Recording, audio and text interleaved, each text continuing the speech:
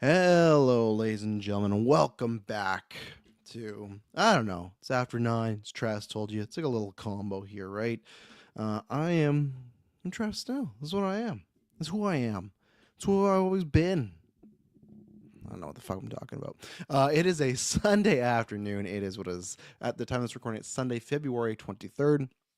What this is, a couple years ago, I used to do the Oscar predictions, but then last year, I was like, I want to, if anybody wants to join, extended to the patrons, and luckily they did. See, I think they know a couple people joining this year, but even if it's just myself, we'll go. But if not, this is what it's gonna be. It's gonna be an Oscar predictions. If people want to join, the link is down below. You just join Patreon on our Phase 2 tier, and you can call in.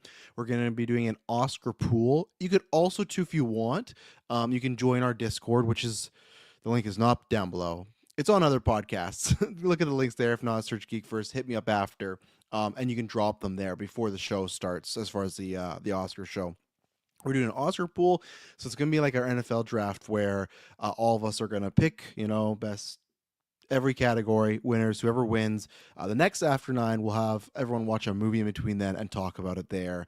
And yeah, it's gonna be a good time. And I like doing this because it's fun doing predictions alone. I guess like it was a fun enough cast, but I had a much better time with other people and the GV people. You know, Kirkland saw September 5, didn't go see Brutalist like he was talking about how much he wanted to see, but that's not really their thing. That's what it used to be, right? I used to do a Liam. People, the old school people will remember that. GV originals will remember Liam Grogan. He's a big Oscar guy, and then he left, and then I don't know why I stopped having him on just because like we do it all virtually now. But I think he was just hard. He's a teacher now, so very hard to schedule. And then I did it a couple years, but then I did this. So what I'm going to do is I'm going to hit the link right now. So we're at 2 minutes into the cast. I'm going to give everybody about 13 minutes to trickle in, and then we're going to talk about everything from Best Picture to Best Actress to Best Anime, Best Foreign Film, everything. So I guess I should pull those up to Oscar nominations. But yeah, and we're going to talk a little bit because obviously a lot of the films came out, or I would have talked about them when I was here, but I was not, right? I was off with the twins and everything. So there's a lot of stuff that I've not talked about. And yeah, Oscar season, it's a different season this year for me. Not a too exciting one. It has its ebbs and flows, right? It's because I feel like there's some year it's very much like the MCU, or for wrestling fans, the AEW. What is it? Oh, we're gone, we're back. Oh, we're gone, we're back. Because I feel like we go in waves where there's a couple years where I'm like, oh, all these winners are great. This is fantastic. The Oscars completely get it. And then you go, okay, I don't agree with any of these choices, and these winners feels like a very safe year. And that's just what it is. Obviously, none of these movies, none of the winners dictate what you like or what should be your favorite or not your favorite. It's just kind of fun. That's where you need to take it as. I think definitely the Oscars the past couple of years has like gone down a little bit as far as like the importance level because just of certain choices, whether it's within the show or the nominations. But they're still fun to talk about, and that's what we're gonna do today here. So I'm bringing in first April with the very shiny, bright cat ears. How's it going, April? Good, how are you? Good so far. It's been a relatively good weekend. How about you? You do anything exciting for the weekend or anything? I know you saw the monkey. I saw that. I did. I saw the monkey on Thursday, and I liked that a Hmm. lot. It was fun. Hmm. And I had to do farm chores this weekend because my parents are out of town, which was less fun. Oh, okay. Chores. Yeah, I had a few of them, but not to the amount of what does that partake? Like, do you have a list of like A to Z? You do the same thing every single time? Does it change up a little different? Like, what does that partake? So it depends on what time of year it is because they have different Yeah. animals, a different kind of year. So right now it's pretty much just chickens and rabbits, Hmm. and the cows don't eat anything No. major, just watered. So, and then like in the spring here shortly, we'll have sheep and um, goats, and they've got pigs. So it's Do just they? making sure everything's got food and water. Where do they go for the winter? Do you guys have a designated spot you drop them all the time, or I know nothing about farming, zero, zero. So that's why I'm like, where do these bigger animals go during the cold season? So at the end of fall, the goats Mhm. and sheep go to the sale, and Okay, so and then we get new ones in the spring. okay, jeez, what a life, yeah, that's crazy. So okay, and then I also saw you did you watch Live and Die in L.A. just because Clay put it in there? Had one you heard Yep. before? What was the okay? And you enjoyed that? I saw it was a 4 out of Mhm. 5. Did you enjoy that? Yeah, I did. It was good. Yeah. Okay. Cool. I haven't watched that in a while, so I'll probably Clay kind of reminded me that movie exists, so I'm excited to hear it. But Nurse Brenda saying weak year. How do you feel about the Oscars this year? Because yeah, you were on the cast last year. How do you feel overall? Because I feel like my top 10 is a lot different. I imagine yours is very different when I look at some of your lists. As Yeah, far as if your Oscars they'd be quite different, but in the scale of what they usually nominate, are you pretty happy with like the overall list, or is it kind of a meh I think year? it's Where are you? yeah, it's kind of a May year. Yeah. I think last year was much better. Yeah. Okay. And have you seen every single Best Picture nominee? I have not seen Okay. Me I'm either. Still Here. Yeah, I hear that's good. I just hear it's very heavy. So that's what I want to try and get it this week. For me, I've said this to you and other patrons discords before. The subtitle movies are always the hardest because I'm like you where I work at home so I could have stuff on while I'm working, but it's also like like I am working so I can't watch a subtitle movie Yeah. while I'm and I try not to do dubs or anything like that or have like the descriptive audio if it's something that important. So I want to, but I also it's the same thing the double of like it's subtitles and I hear it's just a very heavy because it's a true story. And I know a friend of mine, shout out to Wonder Meg, she watched and reviewed it, and she had a bunch of people from that country message her and like were very like liked her review a lot, but talked about it being a true story and almost a true story being like worse than whatever happens in the movie. And I know nothing about it. I just know I think Yeah. it's a tragic or sad story, and the real story is like worse. So it's like that's like sometimes that's tough to get in the mindset of like, okay, I'm gonna watch this very, especially I would say I think it's about like family and like maybe there's some kids involved. I think when it's like horror sets, like of course like Barbarian's a sad story if you're the person that showed up and you're renting this place, but it's like it's just two young people, it's fine. But once you get into like the real life stuff that has to do with family, that's like, oh, do I want to put myself through this on a Monday, 2 p.m. But okay, so that's the Yeah. only one you still haven't seen. Okay, so Yeah, it's not available anywhere and it didn't come to the theater here. okay. So, Yeah, that's the same thing. Like, obviously, I missed a complete unknown, but at least everything other than I'm Still Here is either on streaming or VOD now. But I think a complete unknown doesn't come out until it's either right before the Oscars or after. So I can't even have an opinion on it because I missed my chance to see it, and I don't really understand the method of putting it. I get they want to wait, but like if the Oscars is next week to not put it out so close, I just feel like But maybe I'm yeah. wrong. I guess it was a hit, so they just feel whoever saw it saw it. But got the two Montreal boys we're bringing in here, Mike and Maddie. How's it going, gentlemen? Hi guys. Hey guys, doing good. Yourselves? Good, good, good so far. Nice to see you guys. How's it Hmm. going? Happy Sunday. Happy Yes. Sunday. Yeah. We're just This talking morning, about- this morning was rough, but I'm doing better now. Oh, right. You watched the full Brutalist this morning, I right? did not for that. I told you what I wrote in the chat was genuine. Like I had like a deja vu moment Oh, this right. morning because it was literally last Sunday where like I woke up and we had the cast in the afternoon and I knew I had to watch the holiday special, so it was a bit of a scary flash of deja vu that I got. But Yeah. I'll yes, still I get have to it, seen but the Brutalist. did you like the Brutalist more than the holiday special? Yeah, I did. It's definitely quite the contrast. But yeah, it was good, man. I watched it pretty much like all the way through. Like I didn't Mhm. really take any breaks. And in terms of which half I like more, I'm not sure to be honest. But I'm pretty in line. I saw some of your scores. I'm pretty much the same, and I'm around like a 4 on 5. Yeah, yeah. And in terms of rewatchability, I don't know, how often I'd return to it. It's not one of those for me, but it was well made for sure and some good performances.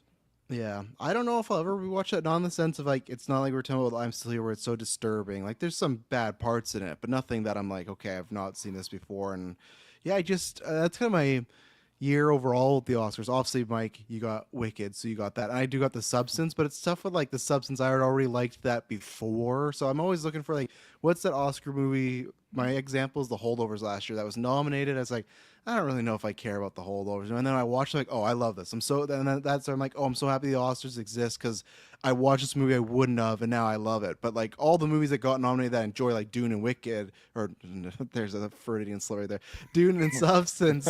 Like I already You're seeing loved to the those. future. Yeah, I'll probably try to watch it this week because Oscars are coming up. I'll go, How okay. much have you seen of it? Because I know you've mentioned in the chat here and there you've seen bits. Like what have The first like 20 to 25, and then I fell asleep, so it gets a little murky of when. And then I woke up for Defying Gravity, which, great set piece. But I woke up and she's in yeah. the air. I'm like, oh my God, it reminded me of Man of Steel. But Yeah. and like I said, it's a well made movie thing. And maybe once I watch the full thing, I'll be on the bandwagon, and I'm fine with it. I think it's in the similar vein as like last year, because I think some of the same complaints Wicked is getting, the same complaints Barbie got. Like, oh well, it's not an Oscar movie. It's this. That's like, well, no. Like I think like enough people like it. Did very well at the box office. It's well made. Like Wicked. Like there's a couple acting categories, but even like I agree with Mike with like Conclave. Like to me, I can't take out Ariana Grande because I haven't seen the full movie, but I was really disappointed by Isabella Rossellini. Not that she was bad, but people kept talking about the scene, and I saw a scene, and like it's a good scene, but it's like very short. Like it was shorter than I thought. It was like a huge like a 10-minute like dial like something like that, like At something least a just good meaty dialogue, a good meaty monologue or something. But she's Yeah. mostly just like talking to them about like. She has Random it, but it's stuff. 2 minutes. It's like 2 minutes long. Like she has that Oh, is it? little I don't scene. even Yeah. remember. Okay, you haven't seen Conclave. I thought No, you had I watched saw it. I just don't Okay. remember her part Okay, very yeah. well. So. It's like Yeah, when it- she talks to them in like the caf, no, in the cafeteria. She has a scene of like talking to Oh, everyone. yeah, it's yeah, like 2 yeah. minutes long. It's very good, Yeah. but it's not Okay, like okay. And I thought that was not the scene. I'm like, well, there has to be a bigger scene than that. Again, not a Yeah. bad scene, but there has to be a bigger scene, and there wasn't. Like, I just thought there was gonna be something there. So that's why with like, Feels like a well, career nomination. I feel like there's a lot of that this year with the Oscars. You never know Yeah. if it's okay. This is for that particular movie. Are they rewarding this for past stuff? Is it more of a career accomplishment award? Is the narrative pushing this person like with Demi Moore? Although Demi Moore deserves it more than Rossellini, but there's a lot of Yeah. factors playing into things. yeah, and that's all, and that's why it's interesting. It's so funny. They always talk about like, I do think there's more diverse nominations, but they always talk about like, well, 5 years ago it's a whole different voting body, but it still kind of feels relatively the same. Like we have those where it feels like, okay, there's a career Oscar and they hit like the same sort of thing. Like I don't think like the Academy Award nominations the past 10 years have felt like from now until like 2000, what are we in, 15? I'll pull those up, but I don't feel like there's a vast difference. Like, man, the Academy is so much different. Like all these wild movies. Like what was I think it? you It was saw like, it with Everything Ever All at Once. I don't think that movie wins 10 Yes. years ago. That's fair, and I think Parasite's a little bit like that. But to me, it's like one-offs where okay, Parasite gets in, wins. Everything Ever All at Once gets in, wins. But it's like the overall nominations are still pretty much the same. It's not like a bunch of Everything Ever All at Once is okay. And they go But 2015. even for you guys, like when you watched The Substance, did you imagine that getting these noms? Because I didn't. Like that's No. why. Like so. Definitely not. So that's a huge win for me. Like even though Yeah. I'm similar to you guys, like I heard you mention before, like you're not as high on it this year as last year. Like for me, I feel similar. Like I was excited going into it, but now that I've seen the noms and I'm kind of reflecting on it, like the hype definitely isn't the same as what I had last year. But I The think Substance the is one of those little basement is wins. lower for a lot of them, but there's still Yeah. a good number of them. Like last year, everyone was picking on Maestro because it was like the only one of the nominations that was like not a good movie. And now you've got like I haven't seen Nickel Boys or I'm Still Here, but I hear those Yeah. are pretty good, but like not like amazing. And of course there's Emilia Perez, which is a completely different story. But there's still some there's some good stuff there. And I feel like with Dune, I mean Dune still has a lot of nominations. It just didn't get the director nomination everyone wanted. Yeah, that's fair. And I personally feel like the announcement of Messiah played a lot into that, but he still got Best Picture, so that's something. Don't get me started on Dune and awards and stuff like that. I'm still mad at or Dylan and Taylor. I'm was ready to end the podcast right there and stuff. But 2015, the Best Picture nominees were Whiplash, The Theory of Everything, Selma, Imitation Game, Grand Budapest Hotel, Boyhood, American Sniper, and then the winner was Birdman. So, and to me, like, I agree. I think Mike made a good point that maybe there is some more one-offs now in there that wouldn't, but like that feels like the list this year feels pretty much like that. Even Birdman, you can make the cases that like Weird Wild One is like Oscar baity sometimes, but it's a pretty out there movie. Like you got Michael Keaton in a bird costume flying around, right? Like it's not like, and that again, I will always say that year, Eddie Redmayne winning over Keaton was a crime. That to me is I've not forgiven the Academy for that. They should have knighted Keaton when they had the chance, and now, we can't. I don't But, remember that moment too much. There was a little like blur of a couple of years where mhm. I kind of I guess I just missed the Oscars. But The yeah, I don't drinking, remember. the drinking was the- bad. Yeah. no. I'm not a big Couple- drinker, but I haven't remember seen the 'cause he, theory like- of everything, so I don't know. I can't. There's like a viral clip that went around that point where he like had a speech in his hand, and then when Eddie Redmayne won, he like put it back in his pocket. Oh so, my God. and it was like a very split. It was a split, but I felt like going into it, everyone felt like like it's gonna be Keaton's, you know, and Yeah. like I like Redmayne, but like I just think they're everything, and I don't think it was bad either. It's that thing that happens that when someone wins that you don't agree with, now you're like, oh, like you just in your mind you're like bad performance, so you put in the bad Yeah, category, but yeah. it's not like same thing like Jared Leto. Like I thought he was great in Dallas Buyers Club, but I don't think he held a candle to Michael Fassbender in 12 Years a Slave. Michael Fassbender was terrible and scary in that movie. Where Jared Leto was like he was really good, but then it's like sometimes the political plays in a role, right? And that was a very important movie, Dallas Buyers Club. So it's like, okay, I get that point, but It's more of It's a also showy kinda- performance too. absolutely, yeah. It's also kind of like with Leonardo DiCaprio. Everyone was begging for him to get his Oscar finally, and the movie he got for The Revenant. It's a good performance, but when you compare it to like some of his others, it's like, yeah, obviously you gave it to him there because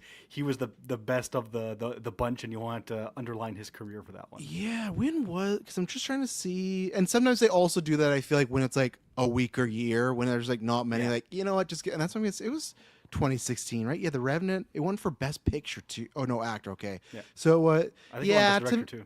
like to me, this it did win for best director. Like the actors, like it's like Eddie Redmayne, a Danish Girl, but they weren't gonna give it to him again. I don't think Michael Fassbender and Steve Jobs, which I liked, but I don't think it's like man, that's Fassbender's best role. Matt Damon in The Martian, and Bryan Cranston in Trumbo, and then Leo won. So it is really like to me that feels like there's not many people. Leo's here. It's a good enough performance. Like Yeah. let's give it to him. The same. That's another year that I was not a fan of Mark Rylance. He won over. Stallone, yeah. Stallone, yeah, and even then, I would have gave it to Tom Hardy before I gave it to Stallone. So, What, no, Bridge yeah, of right, Spies? What did he win for? yeah, Bridge of Spies, Bridge of yeah, Spies. yeah. This was another year I hated. Winner for Best Picture, Spotlight. Again, good movie, but to me that just feels like a Netflix doc that was made into a movie. Like it just feels like to me it was not anything What were the crazy. noms that year? Out of curiosity, do you have Yeah, it? we'll do that before we get into this. Let's see. Room, Revenant, The Martian, Mad Max Fury Road, Brooklyn, Bridge of Spies, Bridge Short, and Spotlight. I would have never thought they'd give it to Mad That's Max. a damn Obviously, that was good mine. series of nominations right there. Holy crap. It is. Like, but I would have given it to Revenant. I would have given it to Big Short. I would have given it to Mad Max. I would have given it to The Martian. I could even make a case Brooklyn. for Brooklyn. I have not seen it in a long time, so I need to watch. I feel like whenever I saw it, I was sick, and I don't have a good Oh, memory of it. But like even then, I have 4 movies I'd put over for Spotlight. So, but you know that's what happens. Just a year. All right, let me get. So I April, always yeah, remember you- Oh, go ahead. No, go man, go. Yeah. I always remember Spotlight because that was the first time I went to a critic screening of a movie. Back when I used to Oh, write for a really? website, I saw nice. that. I saw John Wick Chapter 2, and I had no idea that I was sitting down and watching the That's Best Picture awesome. nomination. What theaters did they have you go to? Oh, Where there were was some that- where was that? like smaller theaters downtown where they were doing sure, okay, screenings cool. and stuff. I don't remember what Cool, they were. man. Yeah. Okay, so I'm gonna. Oh my Yeah, April, god. I wanted to ask. You've seen most of the movies. Which ones are you missing from Best Picture? The only one I haven't seen for Best Picture is I'm Still Here. Okay. Nice. And that's just because what it did you didn't think of come out. Wicked? You liked I Wicked? liked Wicked. Yeah, I've watched it a couple of times since it came Nice. out. Nice. I'm still here. I heard you guys mention too. It's what's the word you used before, Travis? It's depressing or it's dark. Like what's it about? 'Cause I'm not Oh familiar yeah, with it. it's supposed to be kind of a. No, I can't remember the word now that you asked me. But yeah, Is it a is true supposed to be. story? I think it's a true story. Yeah, Okay. I think it's very much a true story. But then the true story is like worse, and it's just like bad stuff that happens in that country. It's just like certain laws and everything. So yeah, I think it's a tough watch. So that's why if you do watch it, prepare yourself. So Do you know what it's about, April? I have no idea. No idea. Okay. okay, and then for Best Picture, I've watched everything but like 4. Amelia Perez, I might try this week. We'll see. You can I've- skip it. It's fine. That's what I keep hearing. That's why it's like at least with other movies, it's like I have no interest, but it's like this is really good. Nickel Boys. I know April, you saw Nickel Boys, right? How was Yeah, that? I didn't like. It's in first person perspective, and it just Yeah. really bugged me. But the movie itself is Really? fine. But I Okay. didn't like the gimmick. Wow, that is. You didn't know, I'm you didn't know surprised- that, Travis? I did not know that at Okay. all. Because all the Yeah. I just always see the poster of those 2 kids looking up. That's all I've Yeah. seen Yeah. of this movie. I've never And seen the trailer tells you trailer? nothing about it either. Okay, well Yeah. there you go. Yeah, so I haven't seen Perez that, and then obviously Wicked fully, and then a complete unknown because, like I said, it's just not out to watch, and it's That's not coming in out this theaters, week, so. I think. I'm watching it This week, okay. Then if I can watch it before, I definitely will watch it before because I love Mangold and I love Dylan, and I want to just see it for myself because I feel like I've talked to both people where people say, "Oh, Shalmy does a great job," and then I've heard other people say, "Ah, it just feels like kind of oppression." To me, in the trailer, trailer, it felt like it was not like Dylan to me, but I got to see the whole movie. So I'm going to ask everybody. So what I'm going to do, I'm going to go down the nominees. I'm going to ask everybody like last year their what they wish would win, but then I'll get your official prediction. I'll write it down. And then anybody else that couldn't make it, like Clay, etc., I'll get there in the Discord, and then we'll go from there. So Awesome. so best visual effects here, we got Alien Romulus, Better Man, Kingdom of the Planet Apes, Wicked, and Dune Part 2. April, I'll start with you. What's your want, and then what's your prediction? My heart really says Romulus, even though they had that really bad CGI part. Yeah. But I think it's going to be Dune. Yeah. Okay, so yeah, April's Dune. Manny, what are you?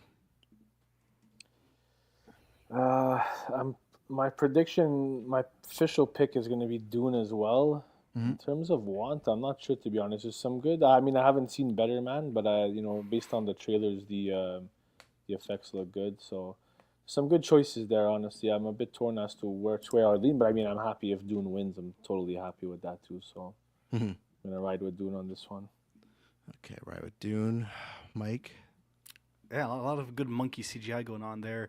I was actually shocked that Alien was nominated for this one. I was hoping it would get nominated for sound because I think that it deserves that in the bag. But for special effects, honestly, probably want and think will win is Dune because it does look damn good. It's solid stuff. So yeah. Okay, so these are going to be some categories where there's absolutely no swing votes because, I'm going to go Dune as well. Because I want, it's like I think there's great things to everything, but there's just so many great visuals in Dune where it's like, okay, I can't. It's just scale, landscape, lots of just like wide shots that just look great where we live in an age where there's tons of backgrounds and areas where it's like, okay, something looks a little bit off. But I will say, I'm not sure if Planet of the Apes never got this Oscar, I'll give it to that. But the only reason I'm hesitant is because I feel like you're the fourth in a franchise. At a certain point, it looks good, but it's not as much of a step up from the other three that I would like put that over Dune. Mm-hmm. It's also odd because didn't Better Man didn't they use like a similar technology for the monkey that the Apes movies use? I think so. Yeah. I thought that's what they said. So it's interesting that you have both of them in the running. I mean, they both look awesome, so it's definitely worthy. I just find it interesting. Yeah. What I heard about that movie is that the guy that does the motion capture for I'm not sure this Robbie Williams, I think his name is. He narrates the movie, but the guy who does the voice of him, because he's supposed to be the monkey, the guy who does his voice is the guy who does the motion capture for it. So Robbie Williams doesn't. So he narrates the movie, but he's not playing the ape. Yeah, I think that's what I heard. And Who but does when the the singing? songs Who does the happen, singing it's the on it? songs, the recorded songs. Like he's Okay, yeah. A lot going on with that movie. I will watch it at some point. Just I know You should nothing. watch it. It's really good. You liked it? Yeah. Yeah, I liked it a I've, lot. I've seen some clips that just look wild, and I'm not trying to be the meme where it is like, I don't know who Robbie Williams is. Like, I don't, but like that's not a reason I need to watch. It's like that's not a reason I just didn't go to the theaters for it. But I'll check it out. So and now we got sound. So that's a combo now. Remember, they put sound editing and mixing together, so there's no split. So that's like all the nominations. It's like complete unknown, and then it's like 6 people, but it's a complete unknown. Dune Part 2, Amelia Perez, Wicked, and Wild Robot. I can see why Wicked and Amelia are in there. I just don't have. I've not seen a complete unknown. So other than just him playing the music, is there like really great sound in those like in a complete unknown? Or is it just the songs? This one's tough. Like I just feel like with Dune, and Wicked, like they're fantasy, sci-fi worlds. I can feel that, but like Complete Unknown, I don't know. I haven't seen that, but I'm just gonna say Dune here. I think Dune's gonna get a lot of these technical ones, so then they make the feel good about it. But I guess Wicked could always pull it. Wild Road was good, but I'm just gonna say Dune for just some certain moments for me, but I'm not surprised if it loses here. So, Mike, what about you? Very cool. They have an animated movie in Best Sound. I feel like you almost never see that. That being said, I don't think it's gonna win.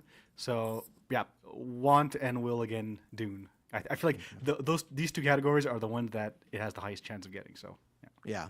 Okay. Maddie, what about you? This one's tough, man. I'm actually debating between. I mean, again, I haven't seen Emilia Perez, so that's not really fair. Same thing with Complete Unknown. I'm debating between Dune and Wicked, but I always think back to when I saw Dune 2 in IMAX, it was like I think it's literally the loudest thing I've ever seen in a theater.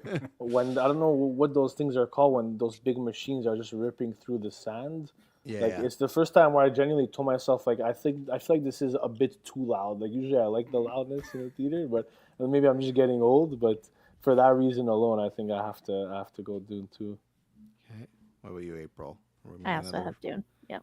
Yeah, another four-way. Okay, so we'll see if anybody else in the Discord chooses somebody else other than doing some of these categories and they win. Could be a good swing vote here, but we got next production design: The Brutalist, Conclave, Doom Part 2, Nosferatu, and Wicked. I really enjoyed Conclave. We'll get to that with Best Picture. I don't know if like This one's a tough one, man. Honestly, I'll be honest. I'm struggling with this one too. I just feel like there's nothing else this year that came out that had better production design than Conclave. Like I don't know. I just feel like those other four are very specific and very like Brutalist, like Dune, Nosferatu. Wicked. I know someone might say about the Brutalist, but to me that felt like okay, I could see it there and some of these set designs. But Conclave, it's like I don't know. They're just going off like the Vatican, right? Like I don't know. That one for me is not as strong. But yeah, April, I'll start with you. What is? Do you have a want in here, and then do you have your official prediction? So I really wish that I thought Nosferatu was going to win Mhm. this, but I think it'll probably be Wicked. Okay, so Wicked. What about you, Maddie? This one's brutal, man. Honestly, I could like you're saying that about Conclave, but I feel like the Academy might be cheesy in that way too, of just seeing that as a plus, like oh they recreated like the Vatican and this and that, you know. So Yeah. it's a tough one. 'Cause that's what Liam used to always say. He'd say like they'd always for costume, you'd have like Lord of the Rings, you'd have like Planet Names, all this stuff, but then it'd be like the Victorian age, like nice dresses. It would Yes. always be like, yeah, Yeah. that's the one that Exactly. gets it, you know? Exactly. Honestly, my want would probably be Nosferatu. Hmm. Yeah, or maybe Dune, but I'm gonna have to go with I think Wicked's gonna take this one as well. Okay. Mike, what about you? It's gonna be another tie because Nosferatu is a close second for me. But when you look at what they did to put Wicked to screen, having the actual train there, all the live flowers they brought in to adorn the sets, and just the translation of what was on stage to what's in the movie. So when you see the actual like Broadway show, like a lot of the sets are kind of like more bare, and they really had to take that and expand upon it. So I think that's gonna lock it in for it. So yeah, Wicked. Okay. Yeah, it's boring, but I think I'm the same as you guys. Like, I could make a case for Doom, but like Nosferatu, I absolutely loved, and there's just some imagery that just stands out big time. But I think Wicked, especially with the stage play aspect, and then like Mike said, bring that to life. Like, I feel like it'd kind of be a shock if it were to lose here. I'm not saying it's impossible, but I feel like this is kind of one they should have in the. It's gonna bag, in take my some opinion. awards home for sure. Yes. Like it might not take the acting ones, but it's gotta take a couple home. Yeah. So yeah. Okay. So far we have no difference predictions whatsoever. It's gonna Let's come see with the if shorts. There's gonna be a big swing international. somewhere. Yeah. Yeah. Someone We don't know what has a Hansi's gonna chance. do either. Hansi was on fire last year, so who knows? Yeah, what Hansi pick did she's win gonna- last year. She yeah. won. Yeah, I can't remember what Yeah. the polling was, but yeah, she did win by last year. So we'll see what she goes in. She only missed with one, I this think. year, but I think so. I think she did only miss one. So hopefully this year she has the worst year ever, misses them all. But international feature film, I'm Still Here from Brazil, the Girl with the Needle from Denmark, Mila Perez, France, The Sea of the Sacred Fig, Germany, and Flow from Latvia. I guess I'll start because I'm just going back and forth and down.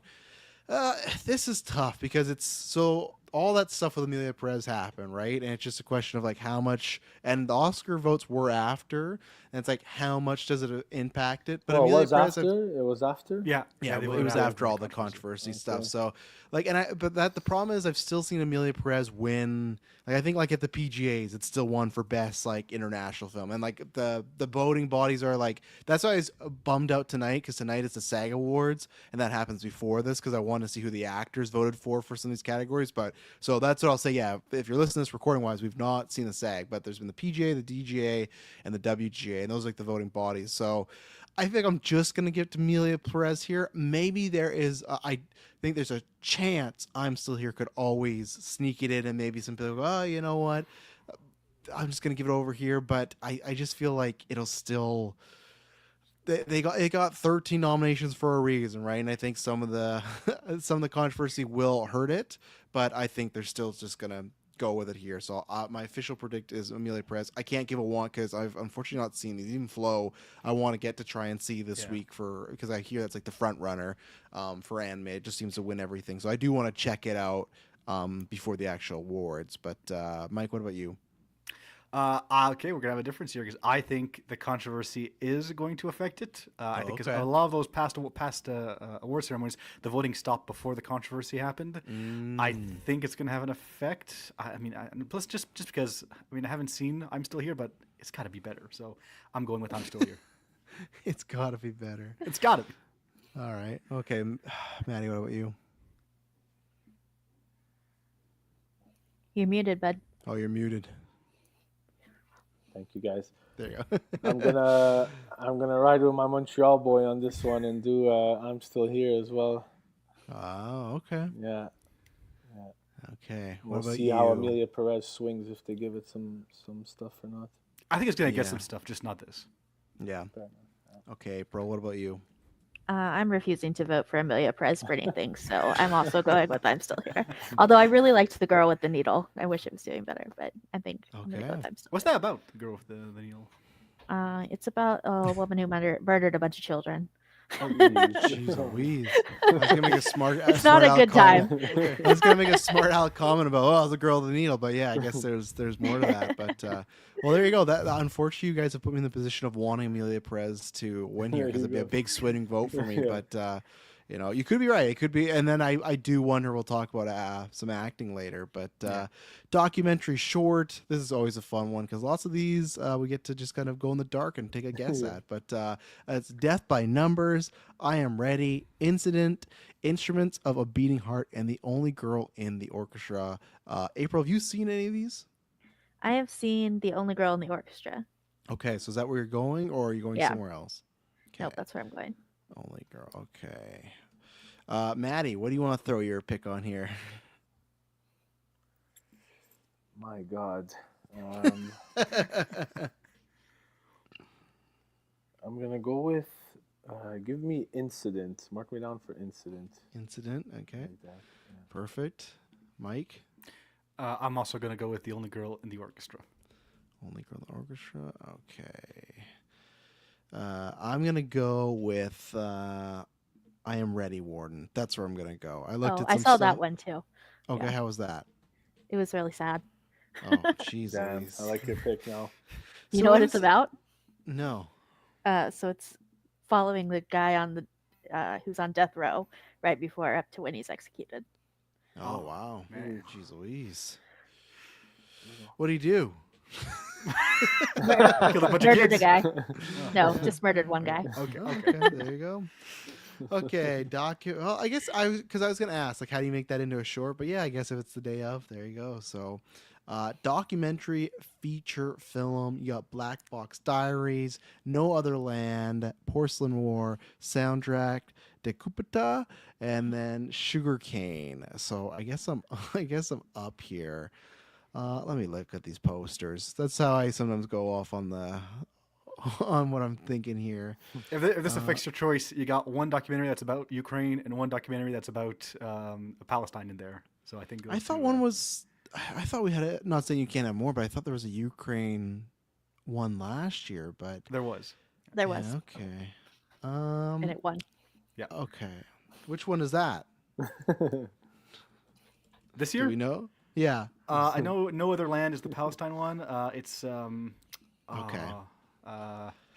Porcelain War. I think is Porcelain the War, one. that Yeah. one. Okay. I'm gonna go with No Other Land. I'm gonna go that direction because maybe, like I said, because one has one before. Again, that says no bearing. It's probably gonna be based actually on how good the films are. But I'm gonna go with that route there. So, Mike, where are you going? Honestly, it's a 50-50 shot between those two I named, Mhm. so I'm just gonna go with No Other Land because also it's kind of like a controversy around it because apparently they had a hard time finding. There is no some of U.S. the- distributor for it. Yeah. Yeah. Oh, okay. Gee, wonder Is that why. a good thing though? Like, well, like what's Well, What the what Academy angle are would you get seeing it at? screeners, so they would Okay. see it if they want to, right? It's a Yeah. question Yeah. of if they wanted to see it, but if they want to see it, they would have got the screeners. We wouldn't have, but I'm sure it's somewhere on a back of a truck site somewhere. So, Yeah. I couldn't well, find it anyway. really okay. Maddie, what about you? I'm gonna follow the train here and do No Other Land. Okay, so April, are you gonna follow as well, or are you gonna take a swing and maybe go for a big vote? No, I'm gonna there? go for a Porcelain War. Oh, she did it. So there you go. So if So I it hope you goes all that are wrong. route, that's Good good. stuff. So Good stuff. okay. Good stuff. Good stuff. So let's see. Next up, we got music original song. Al Mal from Amelia Perez. The Journey from the 6888. Like a Bird from Sing Sing. Mi Camino from Amelia Perez. And Never Too Late from Elton John. Never Too Late. All right, April, do you have a want here? And Yeah. if not, do you okay, what's Again, your want? I refuse to vote for Amelia Perez, so Okay. I'm gonna go with Elton John's "Never Too Late," which is Okay, also my one. It was a good documentary. Never Too Late. Okay. I think that's on Disney Plus here because I think they did the dog, they did like a concert, and they did something else on Disney Plus here. They did like a bunch of Elton John stuff. They did it. I had no idea what it was anymore, but Maddie, Like what every about year you? is his last concert. Oh yeah. I saw him on tour when it was his last concert, like before I had kids, and then it was still and that was at least 7-8 years ago. So, and maybe this is the last one. But Maddie, do you got a want? If not, what's your prediction? No want. I'm gonna do. Like a bird. Sing Sing. Like a Bird. Okay. What about you, Mike? This has got to be the worst collection of nominees for this category in Oscars. I've not seen all of the past ones, but it's got to be. How is "Kiss the Sky" from The Wild Robot not in there? Was it like not eligible for some weird reason? Oh, yeah. Hell, even I'm not the biggest fan of the Challenger score. Put that Compress Repress song in there. It's better than what you got here. Yeah. And I mean, yeah, This is one of those years that make you almost like wonder if the Academy is like, do we need this category? Because they didn't. Yeah. They're not doing any of the performances this year, so they even know. there's a like, reason for it. Yeah, there's that. I think some of it was the Amelia Perez stuff as well too, but still, I think there's like they know, people aren't really into this stuff this year, Yeah. so I worry for the category's future because I feel like the original song is getting less and less. Like I feel like back in the '90s could be a huge selection. Now I feel like things just get nominated because like, well, we don't even have that much, so it's just like, yeah, put that in there. Like Amelia Perez got 2, so it's like there's no other song out there that would have got the 5th slot, but. Mike, before you answer, I'm curious to Yeah. you and as well as April. What are your thoughts on both Amelia Perez songs? They're Since, bad. Both Yeah. of them, yeah. I would even say these two are not even the best ones in the movie, and that's like a very, very low bar of quality comparison. Like one of them is just like literally, they sing it in karaoke. Like Selena Gomez sings it in karaoke. The other one is there's a lot of whisper singing. It's just not good. No, I don't Yeah, understand Yeah. that. 80% of the songs are whisper singing, and those Oh that my God. aren't don't make any sense for the plot. It's just completely. Whisper Out of singing, place. that's good. That's like the how people describe the Rock singing in the Moana movies. It's like talking singing. It's so- worse than The Rock in the Moana. Yeah, at least The Rock brings energy to it. And Yeah, we'll get to this a bit later. Zoe Saldana, at the very least, is trying her best with the song she gets because I think she is a genuinely good singer. But she only gets like one song where she gets to do like a high note. If nothing else, the movie made me want to see her in an actual musical. But as far as my choice, Amelia Perez too. Put me down for El Mal. Oh, sell out. The pain in April's voice there. Oh, Is that one of the Amelia Perez songs? Yeah, Yeah. it is. Oh, what's the rationale behind that? I'm curious. It won all the other awards, and Yeah, it's Oh, the yeah? favorite. Okay. it's the best of the two that are there. So why not? Damn. yeah. Like I'll probably go that direction too. Again, I'm just hoping this is not going to screw me when I pick these Amelia Perez votes because I guess my hope is that the Academy. My hope as a filmmaker and film fan, I hope it's not this, but my hope as an Oscar predictor is that they are just semi hypocritical, like whatever, we're not, because you always make the case, right, of the art from the artist and all this stuff, right? But even then, people tell me like everyone. I've not talked to a single person that I know personally. I'm not talking about Chris that I know personally, whether other podcasters, you guys, any friends like that think this is like a good, worthy addition. So that's what's so strange. But we've seen that many years with the Oscars. There's a movie or two where it's like, no, doesn't matter. We're putting it in there for X, Y, and Z. But yeah, I'll go Elmo as well. Just hoping that they. Oh, I did not mean to give myself that. Oh my goodness. There we go. I went through bad hotkeys, but yeah, I'll do that as well. I'm hoping just for some points that it works out here, but Maybe Diane Warren will finally get her Oscar this year. We can hope. yeah, like what Probably was it not. last year?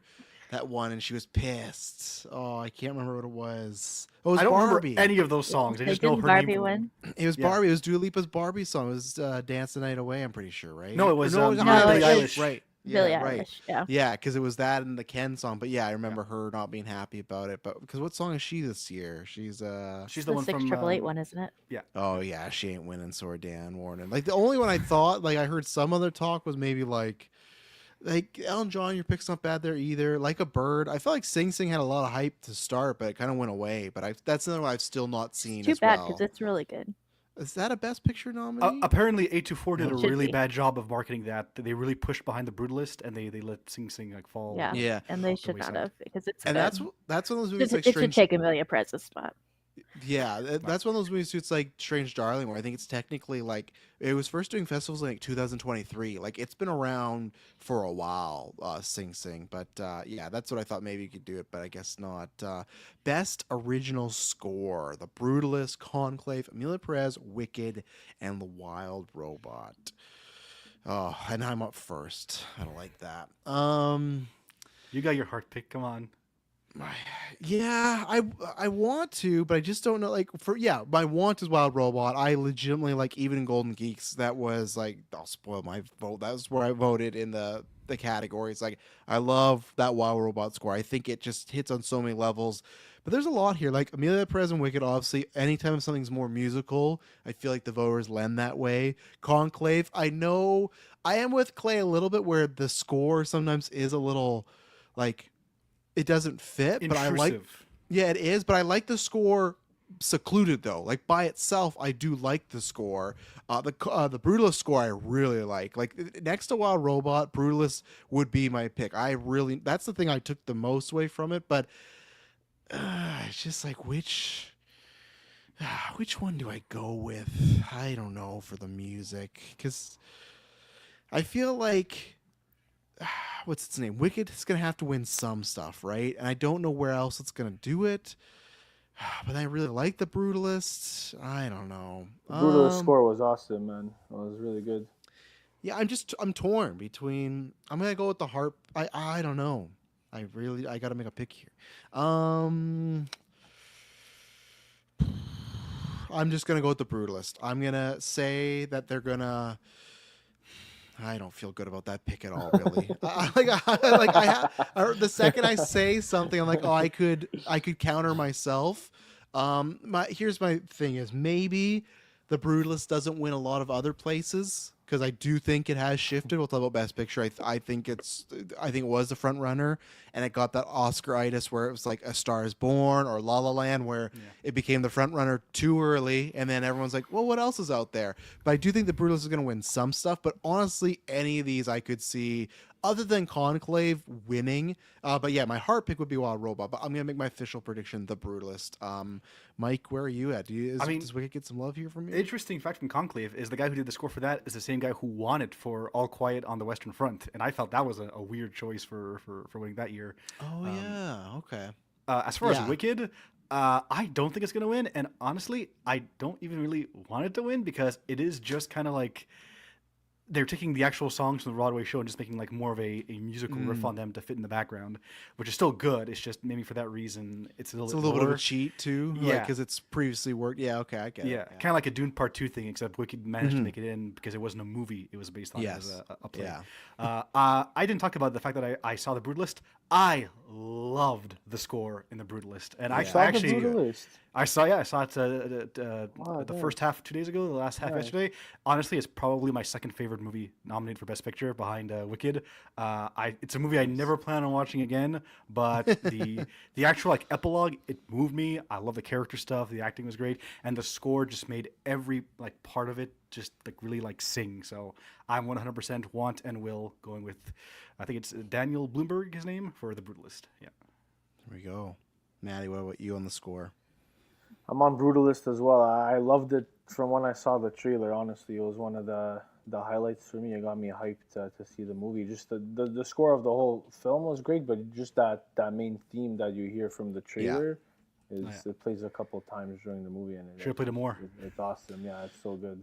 Yeah, I think that is key to winning this. Like, you need a couple of those notes that are somewhat memorable, right? Because you can have a great, big, sprawling score, but if you don't have that, which that's what I think kind of hurts, like something like Wild Robot a little bit for me, where it's like a great score throughout, but there's not like a theme per se in a sense. But Yeah. Brutalist, you have that like those heavy notes. So, The trumpets come in. Oh, Yeah. piano. So good. Good stuff. all right, April, what about you? I also have the Brutalist here. It's a Brutalist type of season. There you go. Okay, so now what about we'll start off with live action short. Lynn, Anuja, I'm Not a Robot, The Last Ranger, and The Man Who Could Not Remain Silent. April, because you usually see maybe something that we haven't. Have you seen any of these? I have not seen any of these. Oh, the bad intro, of course. Yeah. The one time you usually like, oh, I saw this one, I saw this one. But all No, right, so not this then, time. yeah, then you get to make a blind pick here. I'm going with The Man Who Could Not Remain Silent. The Man Who Could Not Remain Silent. Okay. What about, let's see, live action short. Okay, perfect. What about you, Maddie? Live action short film. Give me I'm Not a Robot. Take that. You got it. You can I have like I'm it. Not a Robot. I like it. Let's see. What is it? I wonder what that's even about. I figure. I think it's about a woman who's trying to like pass one of those make sure you're not a robot like CAPTCHA things. No lie, Oh I my think that's what it's about. Really? Damn. Okay. Rescinded. What about you, Mike? Same again. All of them. We got you. What, you didn't remember them? No, you got Alin. You got Anuja. You got I'm Not a Robot. The Last Ranger, and then The Man Who Could Not Remain Silent. You know what? Let's make it different here for all of us. I'm going with The Last Ranger. Nice. The Last Ranger. Okay, there we That's go. my option B. Oh, yeah. What is? I don't know what to do here. Because, yeah, I think I'm going to pick something that you guys aren't going to pick. So I'm just looking at the posters here, see what I get a vibe here. I'm going to go with a Lynn. It looks like it's like it's a woman looking. They got the fucking selected, like the Those, official yeah. selected things on there. As a filmmaker now, I know how important those are to get. Like, yeah, I'll take that. Please give me the download. So yeah, I'll take that. So makeup and hairstyling, we got A Different Man, Amelia Perez, Nosferatu, The Substance, and Wicked. I think you could make a case for Wicked. You could make a case for Nosferatu, but I don't know. I'm feeling like The Substance just because I feel like that's another movie that might not. There's a couple places it could win, and obviously we got the Demi pick, but there's a same thing where it could be like The Brutalist, where it wins one acting, wins another one, and there's a lot of great stuff. It's about look. So I'm just trying to think. Because like Wicked, you do have that. And Nosferatu is impressive, but I just feel like this. I feel like just because The Substance is about changing your features and you have that stuff at the end, I think I'm gonna go with, and it's makeup and hairstyling too, right? Like both, like they look tremendous, especially when Quality's playing like the fake version, like the outfits and the styling they give her. Like I think she stands out and pops. So I'm gonna give it to The Substance as like a want and a pick. So that's my official prediction. Mike, what about you? Yeah. Give us some want- thoughts on Wicked in this category as well, where it fits in. where your Well, I mean, thoughts are. it's good makeup and hairstyling in there, but I feel like that's probably like the Barbie pick from last year, where it's like it feels like a bit too obvious because of the fact that it's a musical and the fanciful stuff about it. And usually in this category, I feel like in the past they've like want to give it to like movies that did more with less, and I feel like for here that's the substance. But Nosferatu is really good too. Yeah, just even count Orlok alone as That's what I was that's gonna say. I feel like I impressive. want them to win just for that alone, but it's I feel like I wonder if they count like prosthetics and stuff for that, or like if makeup counts like as like fake noses and all that stuff. I think so. I could be Yeah, I wrong, think but I so. think so. Yeah. Okay. Yeah.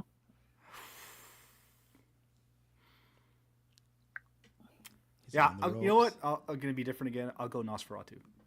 Nosferatu. Okay, going with the Nos. What about you, Maddie?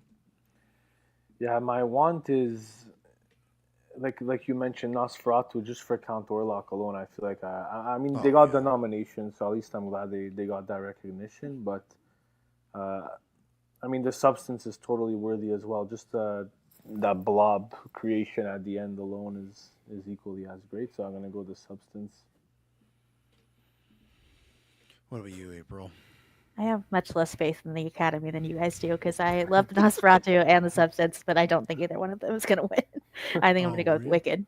Yeah. Nice, Oh, nice, really? Okay. nice. Okay, that's another one good swing vote for you there. So, okay, Wicked it is there. Okay, so Between now, those three, I mean, I'm happy with either of those three winning it. Yeah. Yeah. yeah, like all of them except for like, I get why Amelia Perez is in there because like, I don't. okay, I guess there you go. Like, Why is it in there? See, well, what's I your just thought pitch? like because it's like a lot. With usually I feel like with musicals, there's a lot of makeup and a lot of like people look grander than they usually Yeah. do. You like spruce them up because like if you're on a stage, it's different because usually it's just a backdrop, piece of wood stage, and the people are very animated. But on film, it's different because you got like a live breathing set, so the people got to pop. So even like I've not seen the movie, but like I assume the character is Amelia Perez. She has like the bright red jacket on the, or no, that's always I don't know who's the Yeah. bright red business suit. That's why I feel like with those movies they try to make them pop and they make big blush makeup and so that's why I thought okay, I'm not picking it, but that's why I could see why it was. But Mike says no, it shouldn't even be. Travis, I love that you assume that you'd be wrong. Okay, damn, that's It is. that's tough. That's tough. I think the reason it's here is because they went down the list of movies and they saw Amelia Perez there and he said, "Oh, I'm nominating that for everything. Let's put it there." Okay. There you go. That happens. There's reports that happening where people say, yeah, or my friend worked on that. That was a big popular thing this year. But film editing: Anora, The Brutalist, Conclave, Amelia Perez, and Wicked. I think this is the hardest one. Really? Okay. Yeah. April, you get to vote on the hardest one. I have first. Nora. You have Nora. Okay, that's a good one. Nora. What about you, Maddie? I'm going Honora as well. Oh, going to Nora. Okay, Mike.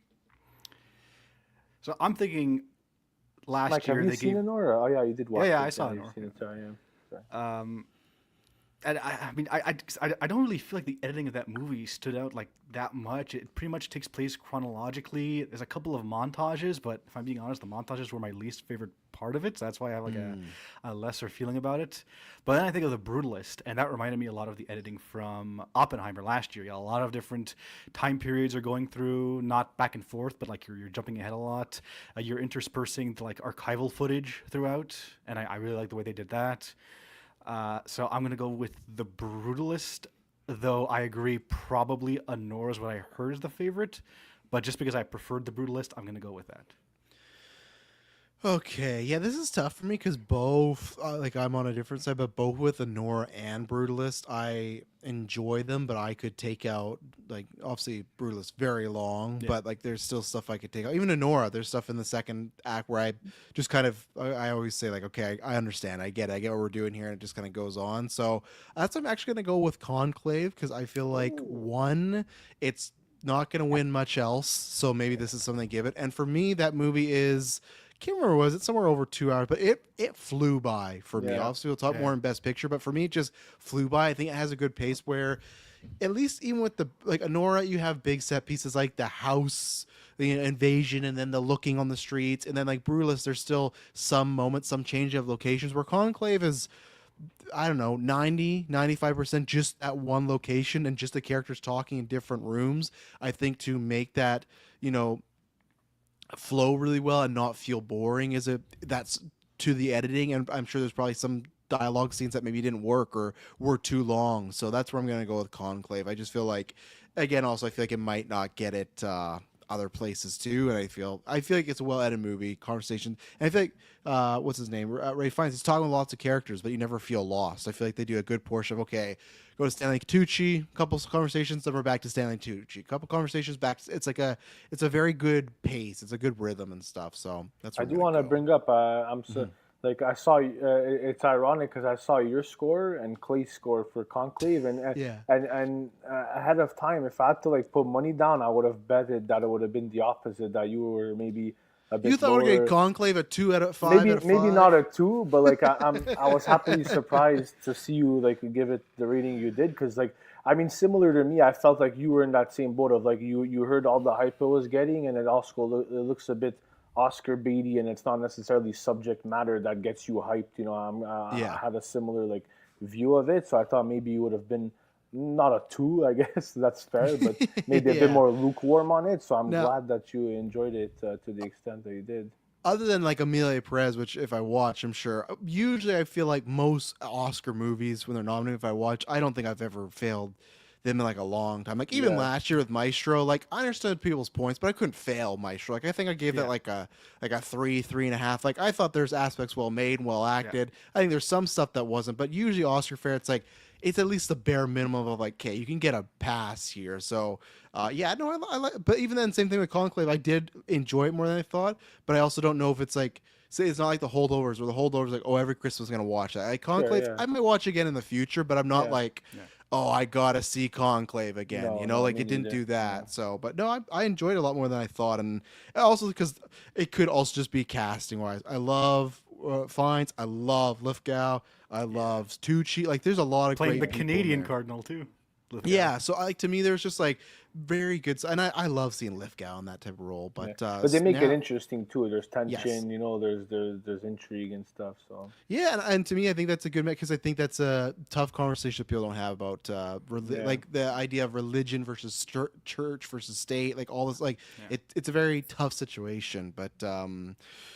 Costume design, A Complete Unknown, Conclave, Gladiator 2, Nosferatu, and Wicked.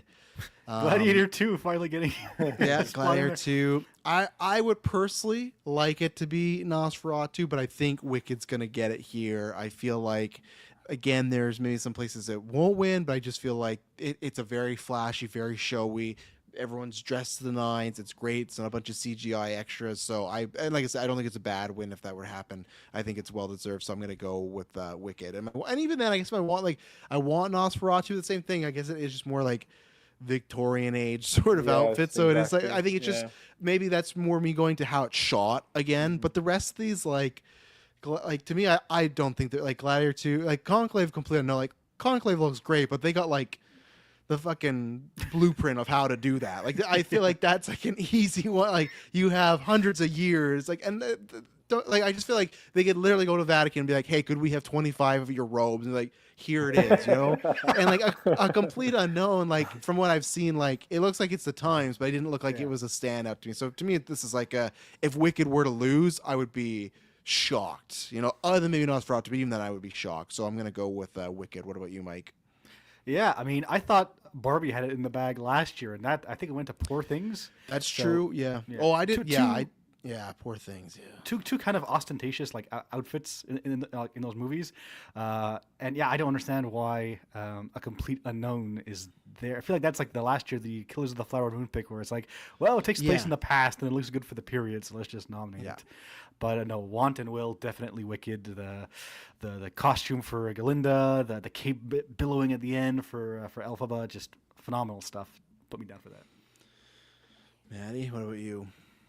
Yeah, I mean, to your point with the Nosferatu stuff, Count Orlok alone is a 10 on 10. Even everything else, it's just that, like you said, you could fall back on the Victorian Yeah. era thing, but they still do it, you know, to perfection. And just Count Orlok too looks freaking awesome. But I'm gonna go with Wicked, and I kind of want it to win too. Honestly, I feel like it's a worthy winner in this category. What about you, April? Yeah, I wish it would be Nosferatu, but I think it's going to be Wicked. Okay, Wicked all around. Cinematography, we got The Brutalist, Dune Part 2, Amelia Perez, which that one I can't believe. Like, I haven't seen, of course, but even when I look at it, I'm like, I don't know. Maria and Nosferatu. April, I feel like you might have a similar thing where you want Nosferatu to win, but I don't know if it's your pick. But am I wrong? Is it getting your pick? No, I don't think Nosferatu is going to win anything, unfortunately. Yeah.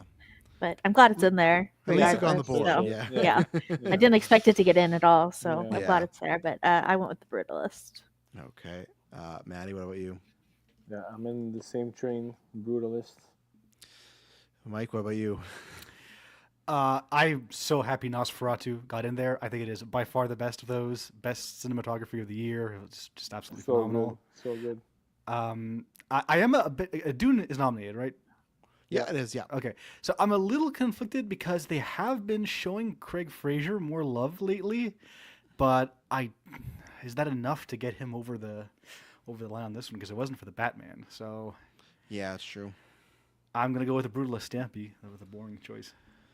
Who Yeah. won? Sorry, just quickly. Do you remember if he was nominated for Dune Part 1 for cinematography? I guys remember that? think so. Who I can would do a have won quick. that? I think who he would have won won, that yeah. year. I think Did he win? won. Oh, Let me okay, do. cool. I still Awesome. got the past winners up here. Let me Nice. do a take a Because look. that was here. So that was like a COVID year, so there wasn't a lot of options for that back then. That's 2021, right? Because it came, or no, 22.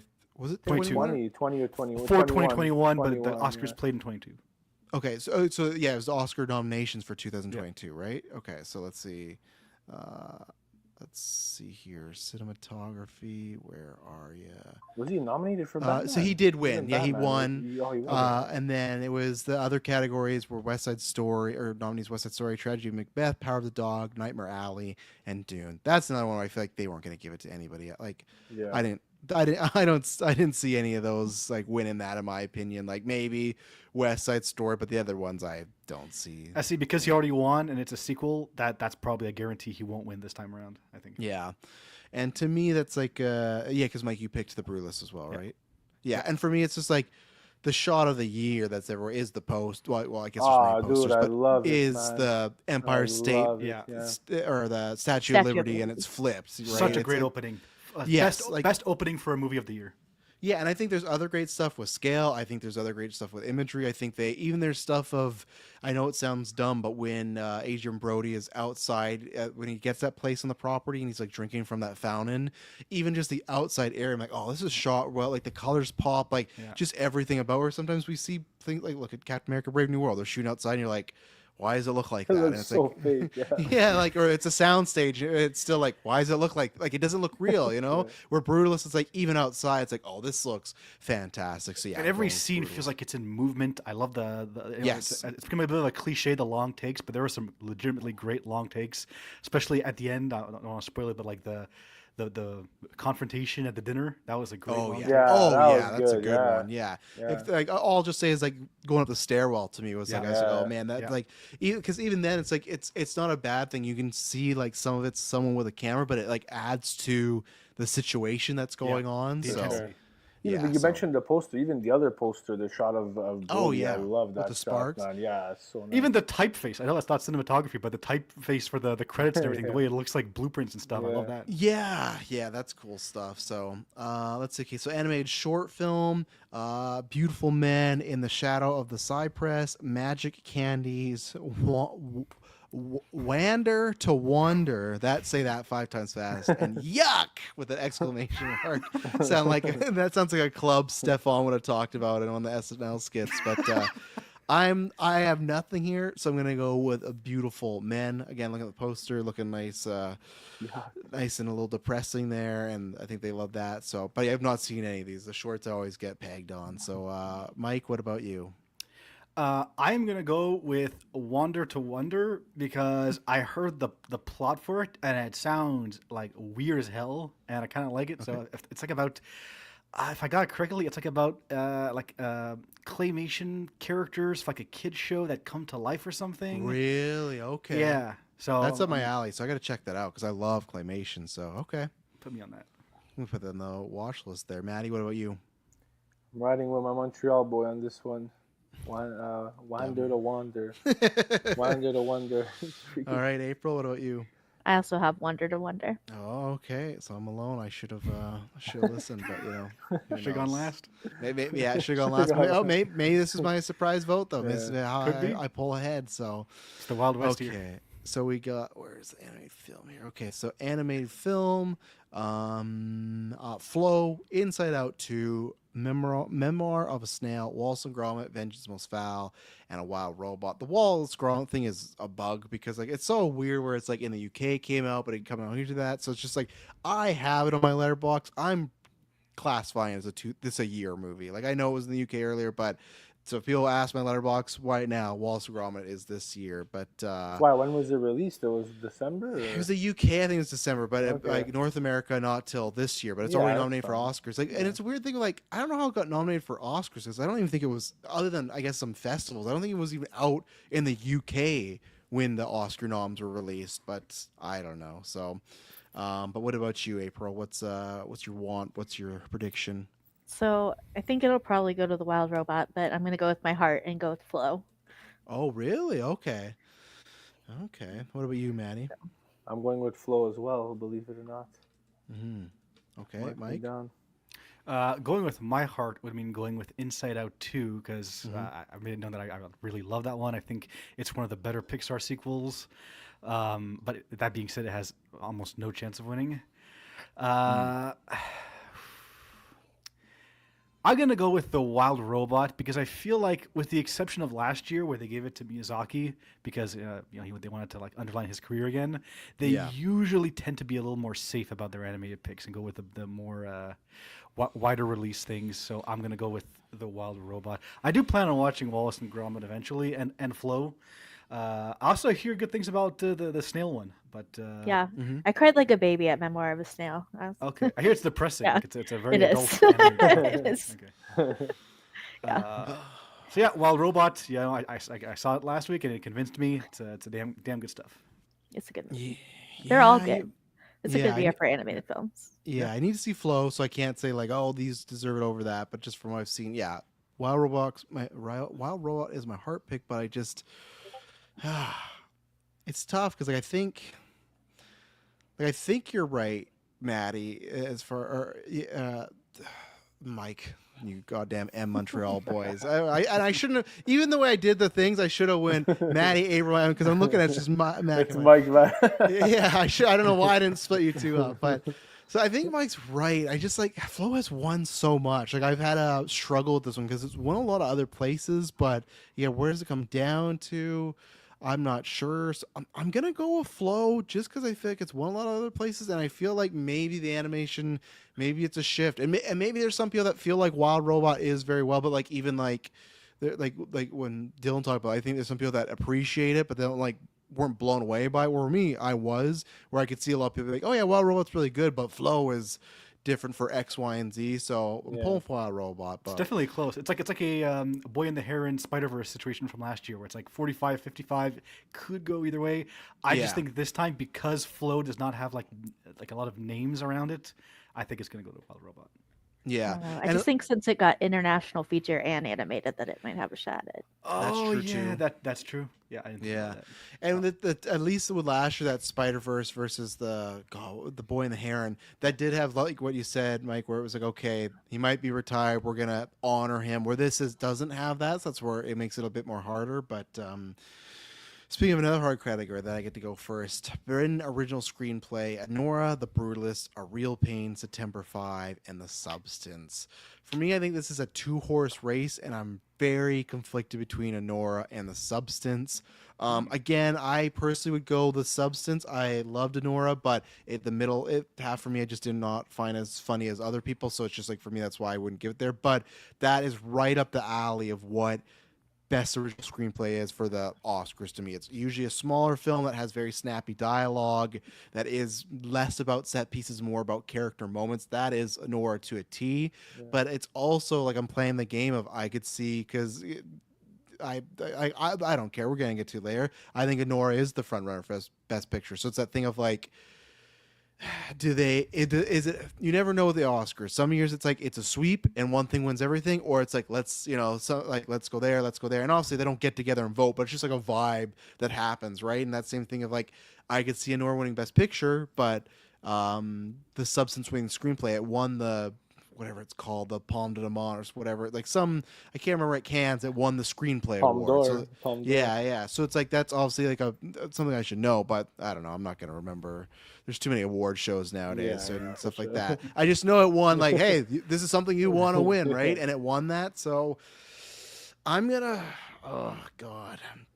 But then the flip, same thing. If Anora doesn't win Best Picture, I would see people be like, "Oh, I'm gonna put it here." So I'm gonna go safe. I'm gonna say Anora, even though Substance is my pick, and I would love Substance to make the upset and do it. That's why I forgot to mention it when we were talking about Isabel Rossellini. That's what surprised me about Quality was if it was just Demi Moore getting the nom, I would have seen why. But the fact that it's got like Best Picture, Director, Actors, I was surprised Quality was not in there. So clearly it has a lot of love, so it could win. That's what I'm pulling for.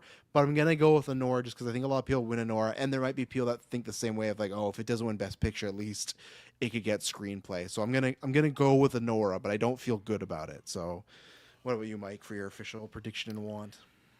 So I haven't seen September 5, so I can't really judge on that. I would actually say, as much as I love The Substance, it would probably be my least favorite of these four, just because I feel like the direction is really what makes that movie. That's fair. The direction and the acting, and because Corley wrote and directed it, I feel like her direction helped the script a lot more than if it would have just been the script itself, because there's not that much dialogue in it, and the problems I do have with it have to do with like some of the inconsistencies with the way the substance works.